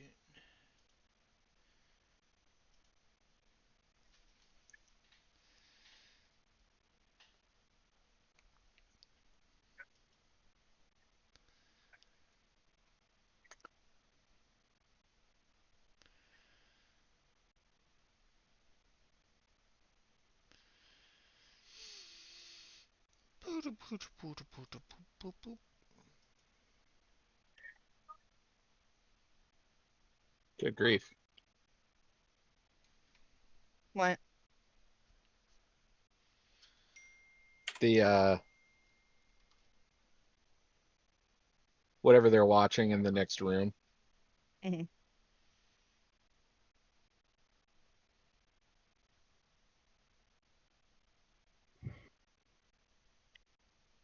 Uh like the volume jumped dramatically. Uh, It switched from like it sounded like a headmaster or a preacher talking to some kids and they were like they said something like amen sir or something and then they immediately cut into a hymnal or like some kind of and it was like so much louder than everything else.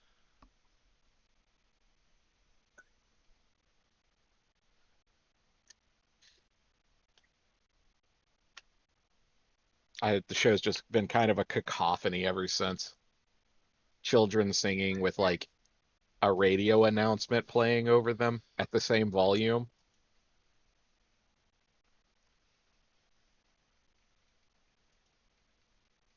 So weird.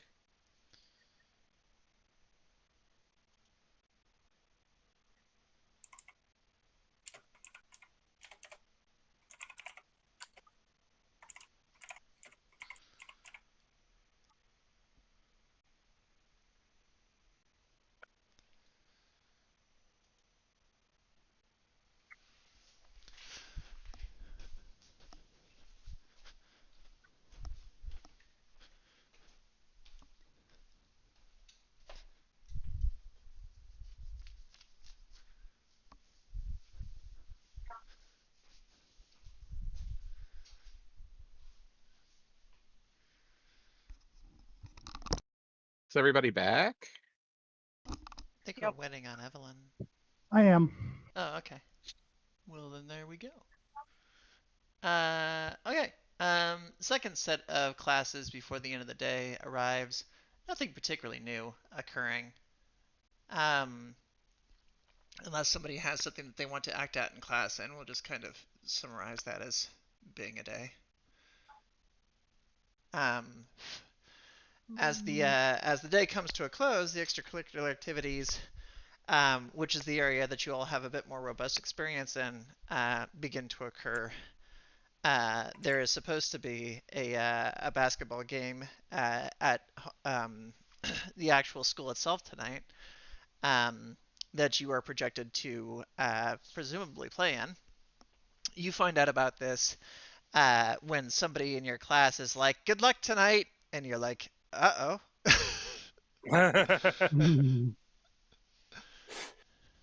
Whoopee. um, and then the board game club is still a thing that happens. Apparently, there is a game of uh, dangers and dungarees that is being played. Ooh. Legally distinct to Dungeons and Dragons being played. I was gonna say the goal of this one is you have to fight living pairs of jeans. Yes. Reach out for that Herloon Wrangler. You have to fight living pairs of jeans that keep getting like stolen. It's a game called Gene Stealers. Fuck, we can't use that either. Damn I it. was gonna I was waiting for that. elves and dungarees is what got me. Like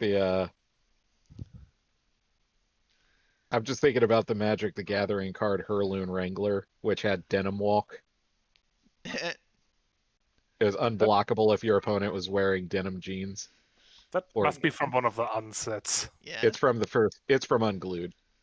Okay. Now I'm also thinking about Punch Your Jeans by Lonely Island. Put rivets in your divots with my physical hands. I need you all to understand how absolutely adorable this cat is. I'm afraid you cannot see Kitty because she is sleeping on the bed, but No. just so cute. Just so cute. I give you petties. All right. Yeah. So you can attend that if you wish to, or you can go to one of the shows. So there's supposed to be the choir performance that was supposed to happen tonight, and there's also the basketball game that's supposed to happen tonight. Um. Oh jeez. We have to choose Well, between our friends.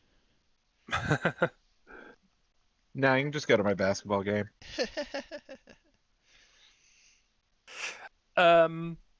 If I may, I would like, if I may. yes. Take you. Maybe this might be going back a little. I'm sorry. Mhm. I wanted, if possible, if I can find them. I don't remember. I'm sorry. Talk to the history teacher. Yeah, you can do that as school is ending. Okay, good. Yeah, and I wanted to talk to the counselor. That one you'll have to go in and try to schedule, but you can do that as the school is ending. I'll do that, and I will also find Evelyn and give her a hug. Just like, hey, I'm sorry I can't come to the choir thing tonight. I can't miss the game. It's all right. Uh, I'll pull you into a tight hug and I'll say, It's, just kick ass. it's like it Is that sucks that they're at the same time. just kick ass? Is that how they say it? Yeah, that's actually really good. And you go sing your heart out and just be a badass and girl it up. Just tell her to break a leg. I don't know if that's contemporaneous to that time. Mhm. It is. Damn.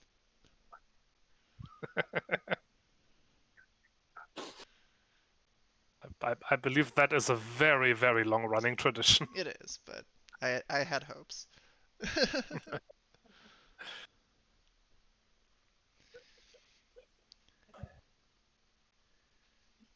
uh, Uh, Go on. So for the history teacher, you're able to catch her yes, on the way out. yes. Uh, Excuse me, Miss History teacher name here. Did we uh, give a name? I don't remember. No, I would have recorded it. Okay.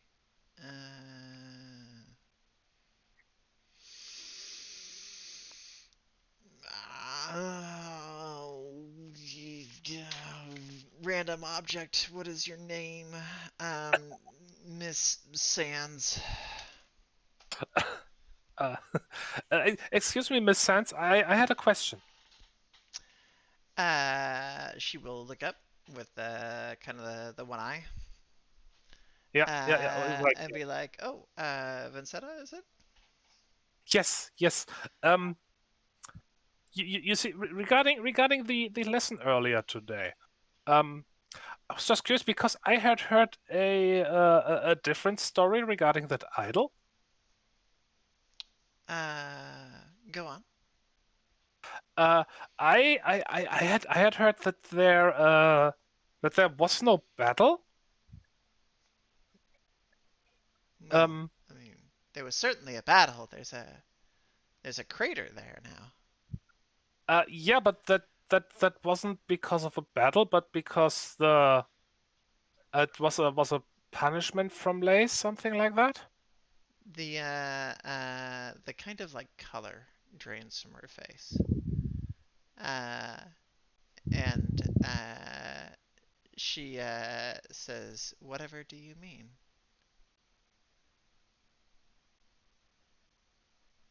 Um, yeah, well, that the people who lived there just did something wrong in general. That's not like Well, yes, there was a dishonorable conduct that had taken place during the fight.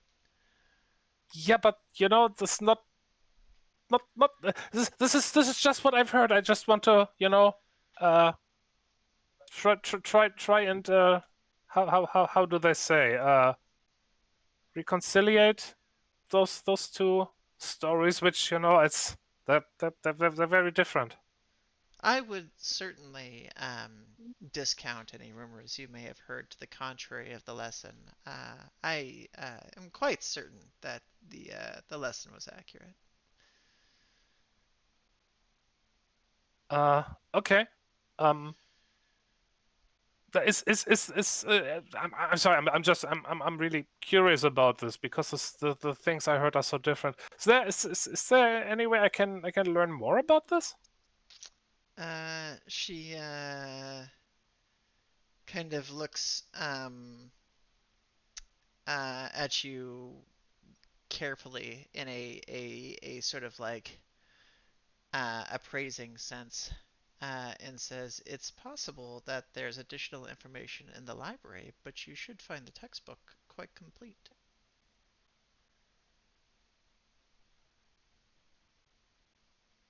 Mm, okay. I mean, it's a very good textbook. So I'm not disparaging the textbook.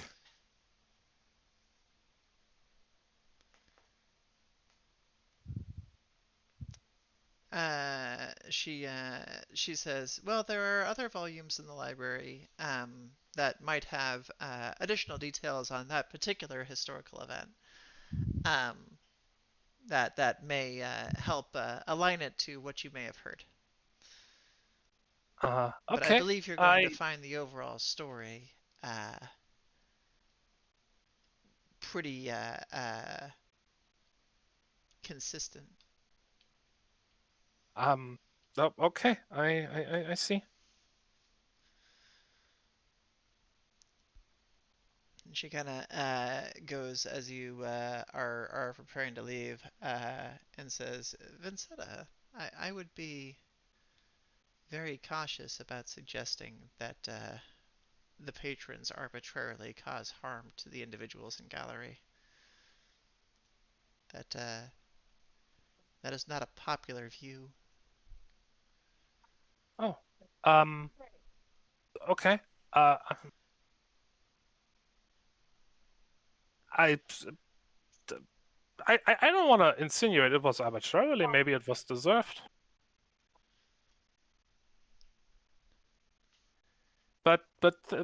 Thank you. I will keep that in mind. She will kind of give a general smile that communicates that this conversation is over.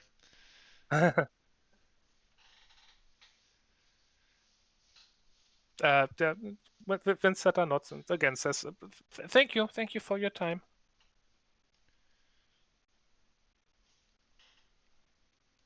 Oh, and then leaves and thinking, "Oh, apparently I asked a loaded question there." Yeah, you definitely get the idea that a nerve may have been touched. It's difficult to pin down whether that was because of some personal belief or because of some threat should something be propagated. But either way, she definitely didn't seem like she wanted to entertain the idea. Mm-hmm. Very interesting.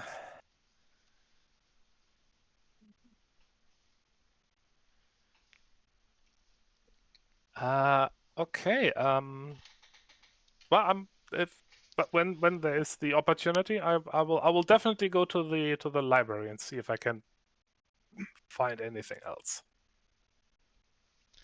Doesn't have to be now though. Hmm. Down in the choir, um, one of the things that you notice, actually, I think, would these things be happening simultaneously? I don't think that would be scheduled that way in case people were cross. Actually, based on the era, they might be, just because the events were kind of gendered. Um, so yeah, they're probably happening simultaneously. But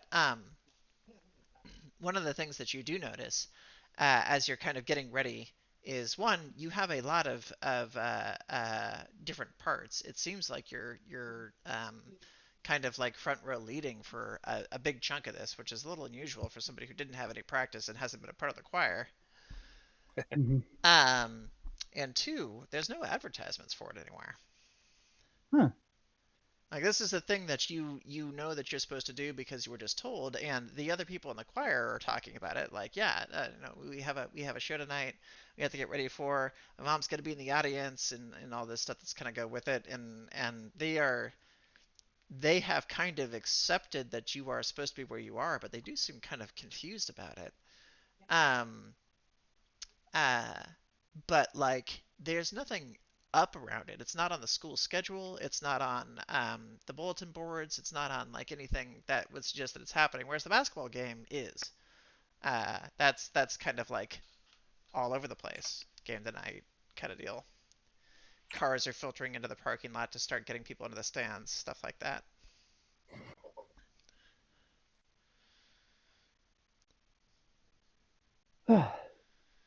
Where does everybody want to go? How are we splitting up here? One of the things that will happen is that Jessica will come to grab Vince and say, "Hey, are we going to the are we going to club tonight?" Fortunately, two of our friends have events that we're trying to decide which to attend. Oh, y'all are They're going to choir. those? Have you never gone to them before? Well, this is a for Evelyn, this is a big moment as she is getting the spotlight finally. So if Jean-Luc would like to come with me, I would like to go to the choir show. Jean-Luc is a little torn because he has a degree of fraternity with fidelity, which is a lot of syllables to fit into one sentence. Uh, but doesn't want to say no to Ambrose, and is ultimately will Like, nod and kind of tell himself, Fidelity's not going to be paying attention anyway. I think yeah, Fidelity will have made it clear to everybody that they should probably go to Evelyn's thing. mm, Um, because as much as he would love to have people in the crowd supporting him, Evelyn didn't grow up with people supporting her, and Oh, Fidelity did. oh, Duh. that's so sweet. Just like, That's yeah, I know what I know what her parents were like, and they would never. you're cutting Hello? out. Are you microwaving something? No, I'm grabbing some. I'm getting ready to butter some bread. But yeah, it's like, no, you definitely would have been like, yeah, no, it's like it's cool because like, I was in basketball in high school, and my parents were always there for that, like super cheering me on, and I don't see like her dad showing up to anything like this. A fairly likely scenario. yeah. Okay, so Jean-Luc, having received Um, this blessing, will probably be like, okay. mhm. Um, so just so I understood it right. Jessica asked about going to a club. Yes. To the board game club, which was the place Hmm. that you had initially met, and is specifically Uh, asking Vince. yeah. Um. He said, "Oh, right. You know what? Yep, sure. Vincetta can tell me about how the choir thing went afterwards." Vincetta is going to kind of give a look, I would think, suggesting we have a range issue. It'll be fine. It'll be good.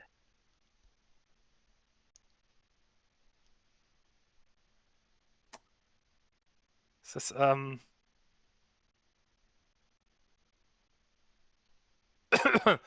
and basically, the thoughts there are basically, yes, I know, but I don't want to screw this up. We can make this work.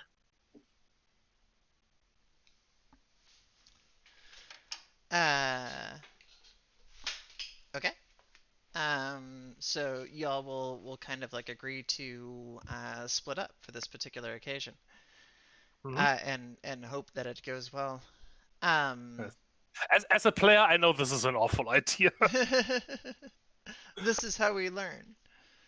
Yeah. Um, and actually, I don't think it's all that bad. It's like bad in combat, but let me have a look at what this Uh, does. Well, I think it complicates my checks, Hmm. but it does specifically mention combat because it mentions squares. Uh,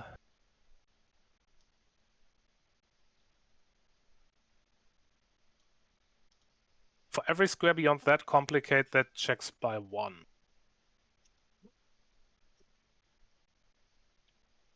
Okay. I mean that is pretty harsh. Yeah. I'll have to look into the writing on that because we do actually have a limit to how many complications we can have at this point. Um, but yeah, you can do it. It's just difficult to do. Hmm. Yeah, you start to feel very disjointed, very kind of disassociated. It's hard to pay attention to anything, and it becomes pretty obvious too to folks that are around you. Um, So Jessica will be, you seem awfully distracted as you're trying to play these games and just can't seem to focus on anything. Mhm. And every once in a while, you're going to catch kind of echoes from the other person as you're sort of like psychically reaching out to try to capture that medium. Mhm. Um, Go ahead and roll a. Actually, I don't think that's gonna be. I think that's more a luck thing than a skill thing. Let me roll a thing. You want high or low? Hi, please. Ooh, look at that. Woo! Um, One of the things that will happen, and this will take a while to take place, is as you are subconsciously trying to reach out without even meaning to try to reestablish this connection, um, like a phone trying to find Wi-Fi, uh, is you will pick up on another signal, um, and for a moment, you can kind of grab what feels like this sort of hollow frightened voice that you can't like really pin down a location on or a sound on or anything else. It's just this kind of like there's another presence that's floating through the airwaves, beaming out through medium that is there and gone again. And there's really not a whole lot to go off of. Not enough to really pin down a location or identify who or what it is or anything like that. Just enough that you can be reasonably certain it exists. Ooh. Uh, Interesting. Um,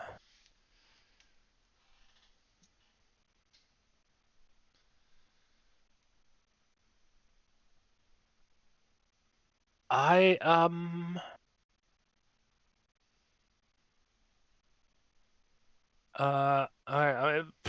would probably be a bad time to investigate that now. But once we are back together, we definitely need to look into that. Yeah, See if you're we not can even really find out. certain what direction to go if you're going to try to like look for it now. There's not much to home in on. It's just a thing that exists. Mhm. Um, yeah, but maybe there's something we can find it. I'm thinking, just send out, what's it called, musing Hmm. or quotation mark listening really hard. See if we Hmm. can pick that up again. In your current form, definitely not. Ah, okay. You can't really focus on anything right now.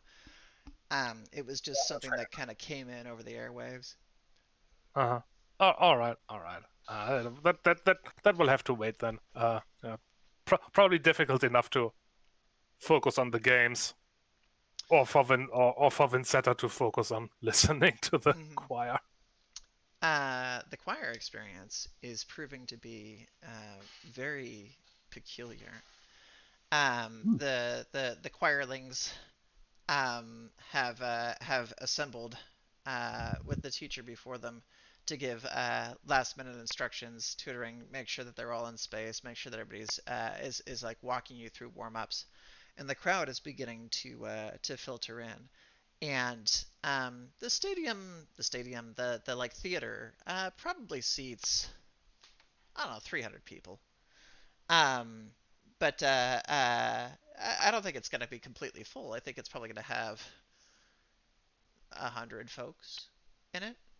Of those 100 folks, there's probably 6 humans. They all look to be directly related to the people in the choir. Um, there might be like the school principal or some teacher or another in there. All the other people that come in are notions of all different Hmm. shapes and sizes, filtering in between this, there, and the other. um, Coming out of the walls, oozing out of the top. Some of them are rather large in stature and somewhat frightening, taking up several rows and kind of sitting in the back. But each one of them is finding a chair or some semblance of a chair, um, and looking forward to watch this show, as they're all kind of filtering in row by row. And they will kind of like shove humans out of the way or work around them or something like that as the few humans are kind of walking through who seem to be sort of oblivious to them, and they're scooting around like they think that there were other people there. But they're not really batting an eye at it. Neither are the other people in the choir. They just kind of look like they're looking out toward an audience. Uh, All right. My reaction to that is simply gulp.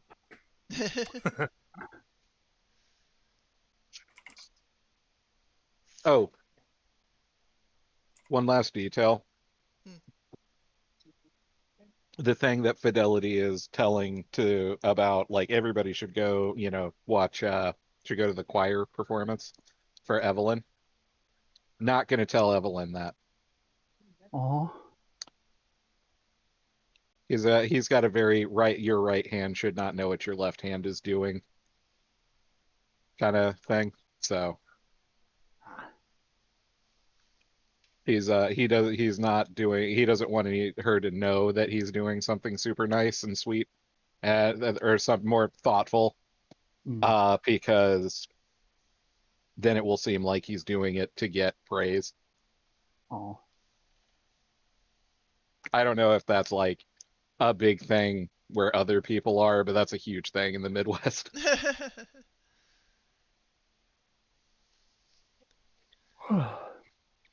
uh, as those of you who are in the audience are looking around, you are finding yourself kind of surrounded rather quickly by various notions, and you can feel the murmur of musing that's kind of taking place, and they are all kind of like there's differing levels of kind of overall like perception and intelligence in this crowd. It's hard to pin it down. Sometimes you're picking up things that seem like language. Sometimes you're picking up things that aren't. You're picking up just kind of raw emotion, things that are more in line with like the notions that you've met before.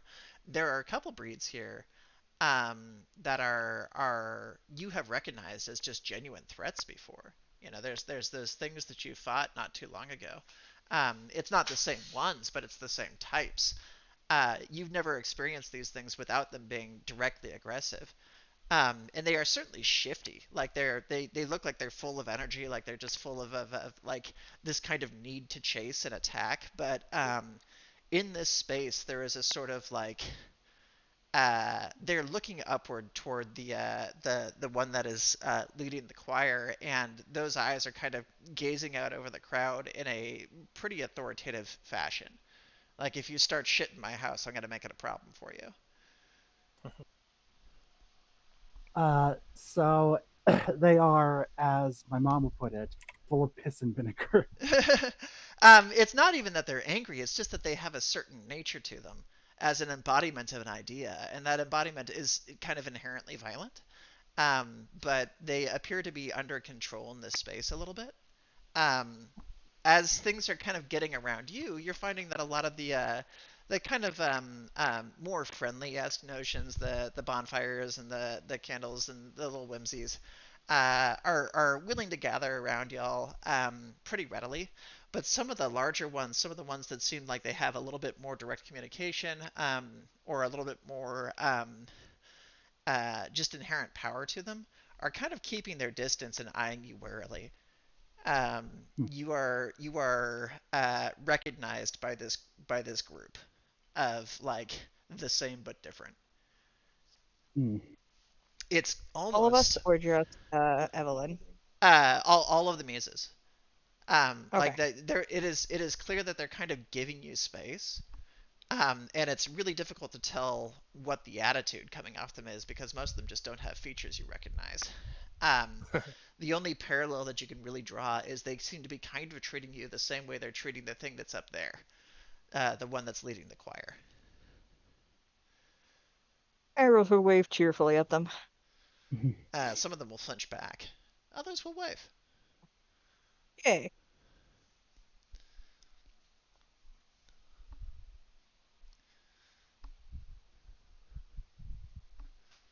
And then he will settle down in his seat. The crowd will slowly fill up. On the other arena, humans will file into the area, and there will be occasional little muses that pop in, or little whimsies that pop in too. I ate a cheese ball at the wrong time. That was a foolish move of me. Will pop in. So there's a couple little critters that are kind of watching the basketball game, bouncing excitedly. Apparently, they've caught on to the fervor of the sport. But most of it appears to be the human crowd who has showed up just because it's a high school sport. You look out over it and see a whole lot of people that you have kind of um, it's this weird mixture of you remember this scene, but you were so much younger when it happened that it feels like a combination of like regression and also just sort of like being at the wrong place. You feel somewhat displaced right now. Like, this is crazy.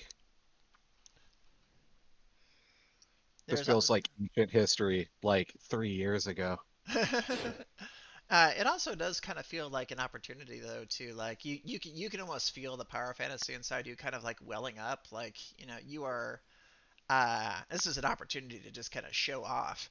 um, but the worry inside of you is telling you not to teen wolf. At this point, I think I can teen wolf. Teen horse. So I just recently watched an episode of a show called Stand Against Evil, Mhm. where the villain was a were pony. Amazing.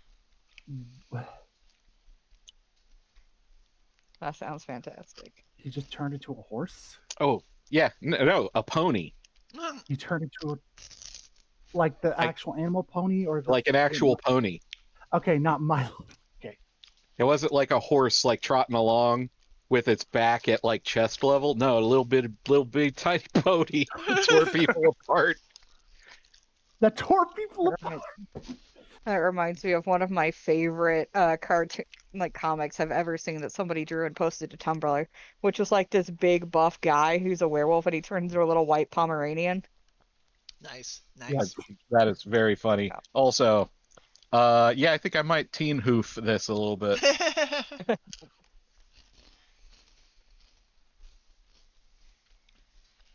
Let's fucking win this game, every pony. The coach gathers you together with Kevin and says, "All right, I need to know which one of you is taking the front here today. And based on the way you performed over the past few practices, you don't recall the past few practices, by the way. The past few practices are not a thing that you recall actually participating in." That's okay. I can take this completely for granted. I have that power. um, it's gonna come down to a coin flip. And he will literally grab one and flip it out. Much to Kevin's obvious anger. It's like, a coin flip. I've done twice the work he's done. Like, yeah, it's because I'm better than you, and I don't have to work as hard. Both of you kiss and make up. We're getting ready here. And then he flips this coin. You want high or low? Oh, Low. somebody else pick for me. That's too late. It's been done. Oh no, I was gonna say okay. I mean, I was gonna say you've done it.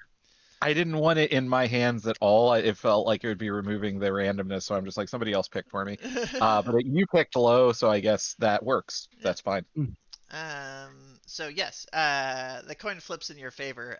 There's a general that happens from the side, and the coach says, "You get the next one, assuming you stay ahead. As this one keeps beating you, you don't get the next one ever."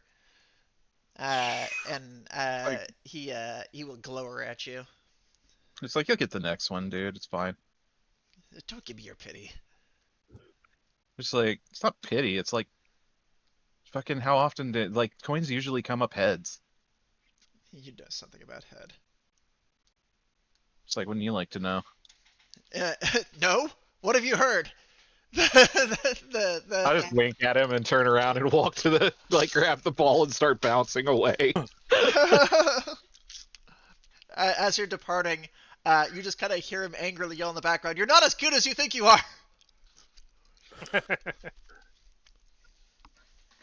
It's like, but I am as good as you know I am. He's just like, damn it. I just kind of like, if you know, it's like I am as good as you know I am, just like pointing at him and just keep walking away, like smiling and pointing. There is a simmered restraint of "I got." And we'll proceed to line up adjacent toward the start. It goes for it for the game to begin, much as the songs will begin at the same time. Let's see how'st peoples can performs. Give me body exerts in athletics, and then give me community exerts and communications. Okay.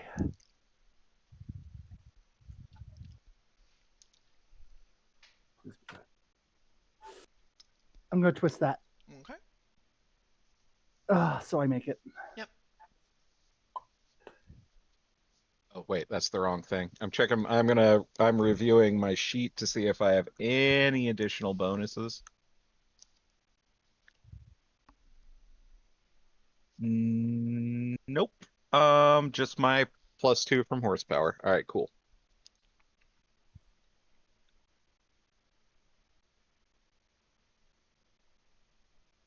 Nice and nice. Both of you performing admirably.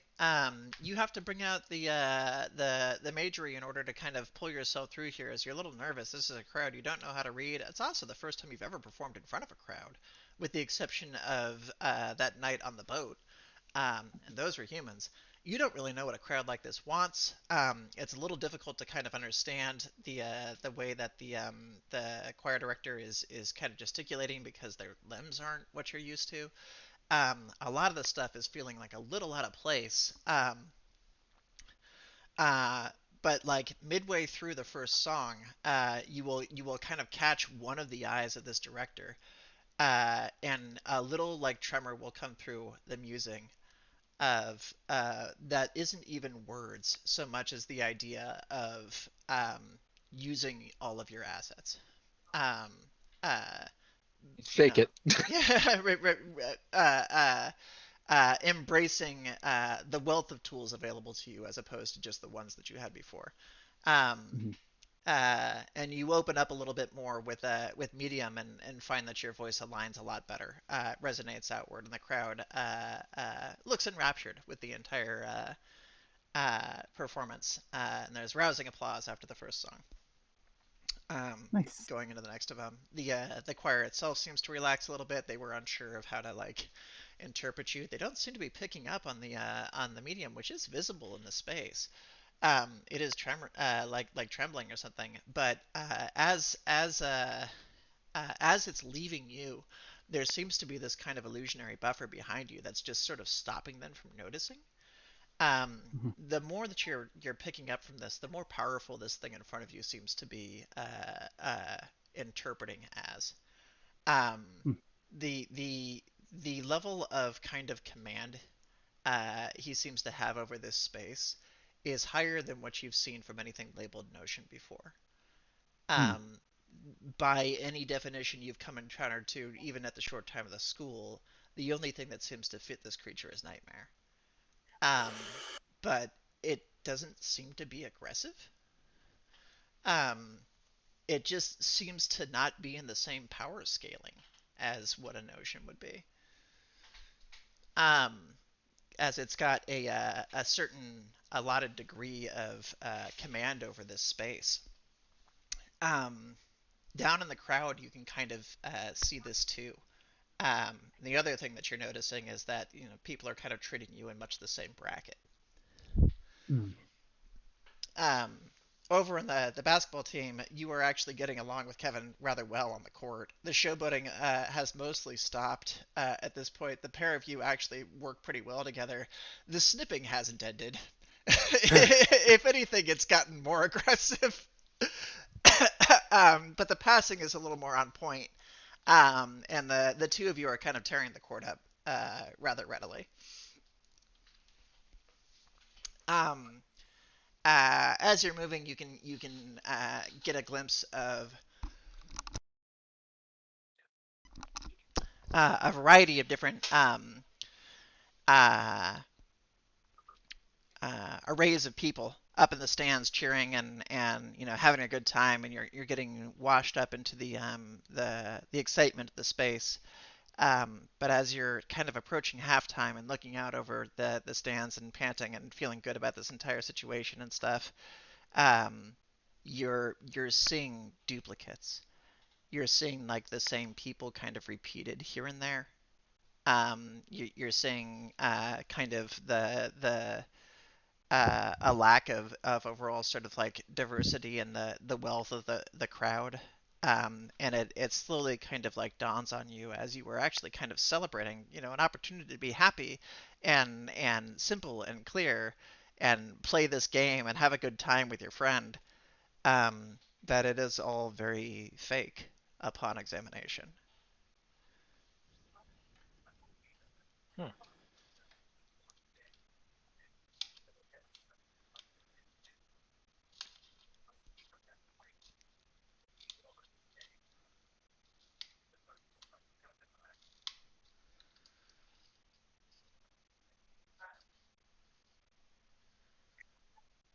Was that to No, Rowan? You. that was to anybody. I mean, the Oh, basketball thing was to you. Mm. I'm sorry. Am I not, Well, am but I the not crowd making seems sense today? to. Like, You are. I just wasn't sure if that description was of the basketball crowd specifically, or if that was Yeah. both crowds. no, that was that was the basketball crowd. Okay. oh, okay. Because Sorry, I missed that you had switched to me. I think I'm not That's my enunciating fault. well No, enough. it's my fault. Uh, yeah, the basketball crowd is full of humans. The humans are repeating and looping and are lacking a certain degree of like you can see the same faces in that crowd. So uh, you were having a great time there for a second until you paid attention. Hmm. In a similar degree over in the choir, that crowd does look richly engaged and different and better and really swept up in what you're doing. But you had kind of gone into this with the idea that I'm going to relive my childhood and do it right this time and actually have the one that I wanted. And as you look out there, the people who are kind of appreciating what it is that you're projecting aren't the people from your childhood. uh, that crowd that you would expect to see in this place doesn't exist. Hmm. The people who are swept up in your song are, by most human definitions, not people at all. Yeah. That is. My voice does not waver, but that is a crushing realization. But your friends are there. That is true. You do see them That down is there. clear. Yeah, my real family. Ugh. So I pour it on all in for them. Yay. Ambrose will cheer loudly. If Uh, I were playing Dusty in this game, he would turn into like those little Japanese like wands that people use to cheer with at like K-pop shows. That's what he would do. nice. Yeah, like stick. Just fucking doing the full dance. Not beating the faggot allegations. Absolutely not. And then over at the basketball game, how do you approach the second half? I'm just like actually feeling good about the performance. Fidelity doesn't really need anybody there to be real. He's kind of already had this. Hmm. That's fair. I think he's going to play to the third quarter,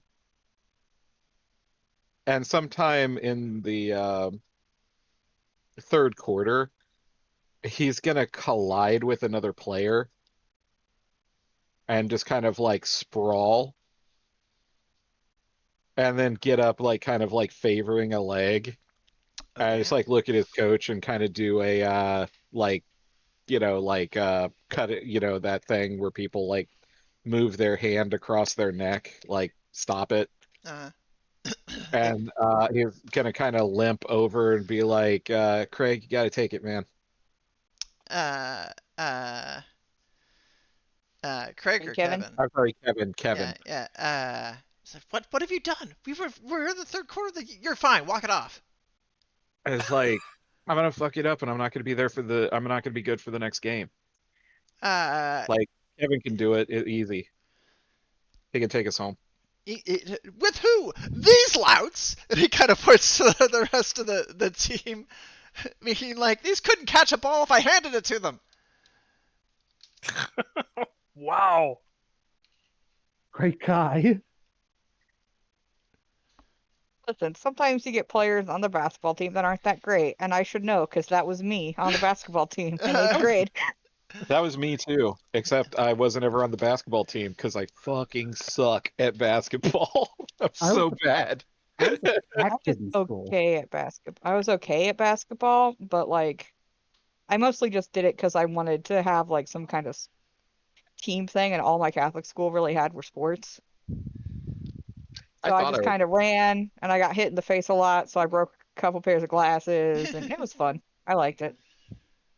I thought I was the fat kid in school until I graduated and got a little older and started going to gay bars, and I was like, oh shit, I'm not the fat kid. I'm actually a twink. I was the What a twink for life many years, and discovery. now I'm a bear. Yeah. I'm like a Now weird I reverse bear. All my hair's as on the back. Yeah, exactly. Now I like to say nowadays I look like the guys who used to buy me drinks at the gay club. Do you need to try to fool Kevin here, because if he finds out that you've made something up to give him, he will not forgive you for this dishonorable act of pity. I just like, all right, fine, I'll keep playing. Just, Kevin, you got to take the lead. He goes, I do not assume that you were taking the lead, and he'll take the ball. The coach like flat out said I was in the lead. The coach is a damn I, fool. I went the coin flip. Go limp home. he'll like take the ball and grumpily lead to the front. So I could have gotten here on my own. Don't need you breaking your leg to come do this. I'll go ahead and stay on. I'm gonna wrap my leg, or I'm gonna wrap my ankle, and like not play as hard. I'm gonna play like team game. I'm just gonna make sure that I support correctly. No longer doing the fancy shit. He will uh, continue to try to excel as best as possible, but will I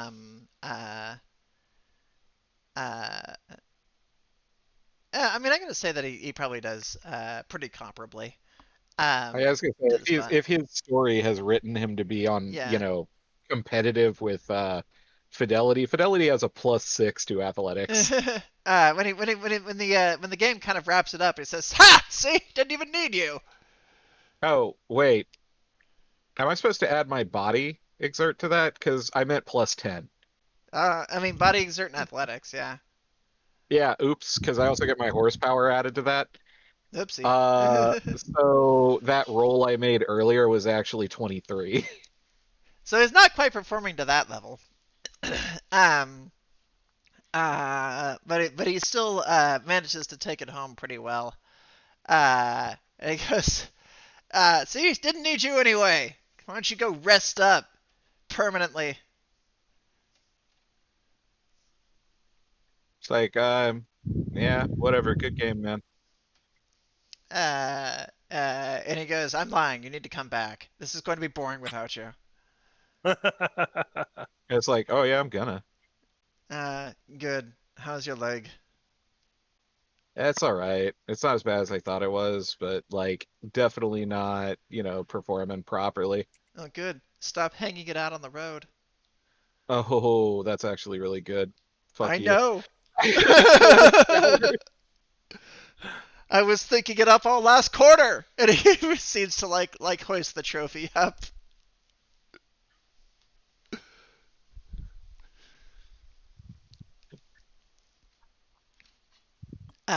To the cheers of the team, who are very happy to have won. The concert likewise will wrap up on sterling notice to a chorus of various sounds, cheers, and tremblings, and just a lot of light. It's a rather beautiful display of this kind of like collective explosion of different kind of like offerings of medium in all sorts of different languages of conveyance. There's like just you know, thick pigment and wispy air and smoke and flashing light and color and like everybody's kind of got their own little way of like tossing this out there. But you can feel enriched by the process. It's very much a form of applause. It's just not the kind of form that you've come to expect. Hmm. And how you kind of relate to it is up to you. I will bow, thankfully. The choir director will also take a bow, and bit by bit, the house will begin to clear. Some of them just kind of disappear into nowhere. Other ones will kind of walk out into who knows where. They have some way in and out of this place. The humans will come collect their children and will come up and congratulate you on doing an awesome job of taking this. And they also look a little confused of like where did some of them actually look a little affronted. You've appeared overnight to take the front stage on this particular choir dais. And they're not really sure where you came from or how you preempted what they've been doing for the past 3 years. But you did do a good Uh, job. I will thank them happily and shake hands and hug and do whatever. Well, internally, I'm thinking, die mad. Uh, And bit by bit they will go away. Several of them having now decided that you are apparently in the choir, um, will sort of properly introduce themselves, um, and you will meet a few new people uh, that you can add to your friend group, whose names we'll have to figure out at some point yeah, to go through. As they kind of trickle out and the theater comes down to you, the choir director will kind of tap his podium and say, "Well done, Evelyn." thank you, director. He says, kind of, he kind of looks out over the crowd, and says, "I haven't been able to put on a good show like that in a while. We lost our last singer. What happened to them? They moved on. Often they do. Hmm. I think you deserved a reward. Or I think you earned a reward." Oh, um, thank you. He's packing up his stuff as he's talking. He says, "I'm going to give you a hint." A hint.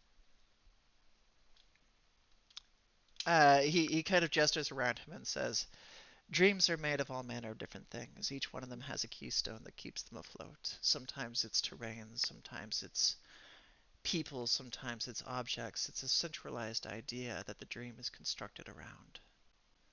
This dream has a keystone." So you're saying that the stream has a single idea it's constructed around? Mm. He nods and says, "The idea is protection. There's a nightmare in this dream, Evelyn." I'll kind of freeze, and then I'll look out up at him and I'll say, "Is it you?" He smiles and says, "Yes, but I'm not the one that the dream's for. I'm just visiting because it's a place to sing. I'd find the other one, though, and I'd find it quickly. See you tomorrow. Don't be late." Understood. Uh,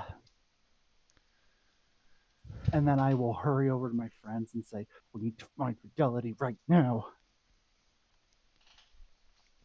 Okay, we can do that. He should be at the game. and I'll begin hurrying off, my heels clicking a stucco rhythm into the floor. And that is where we'll hold it for now. Hey, Woo! Oh, that was it's very fun 11. session. Fascinating. That was really good. Thank you, Emmy. Thank Yeah. you. Hope y'all had fun. Oh You yes, did? I very had a lot. Yeah. blast. I'm excited. A lot.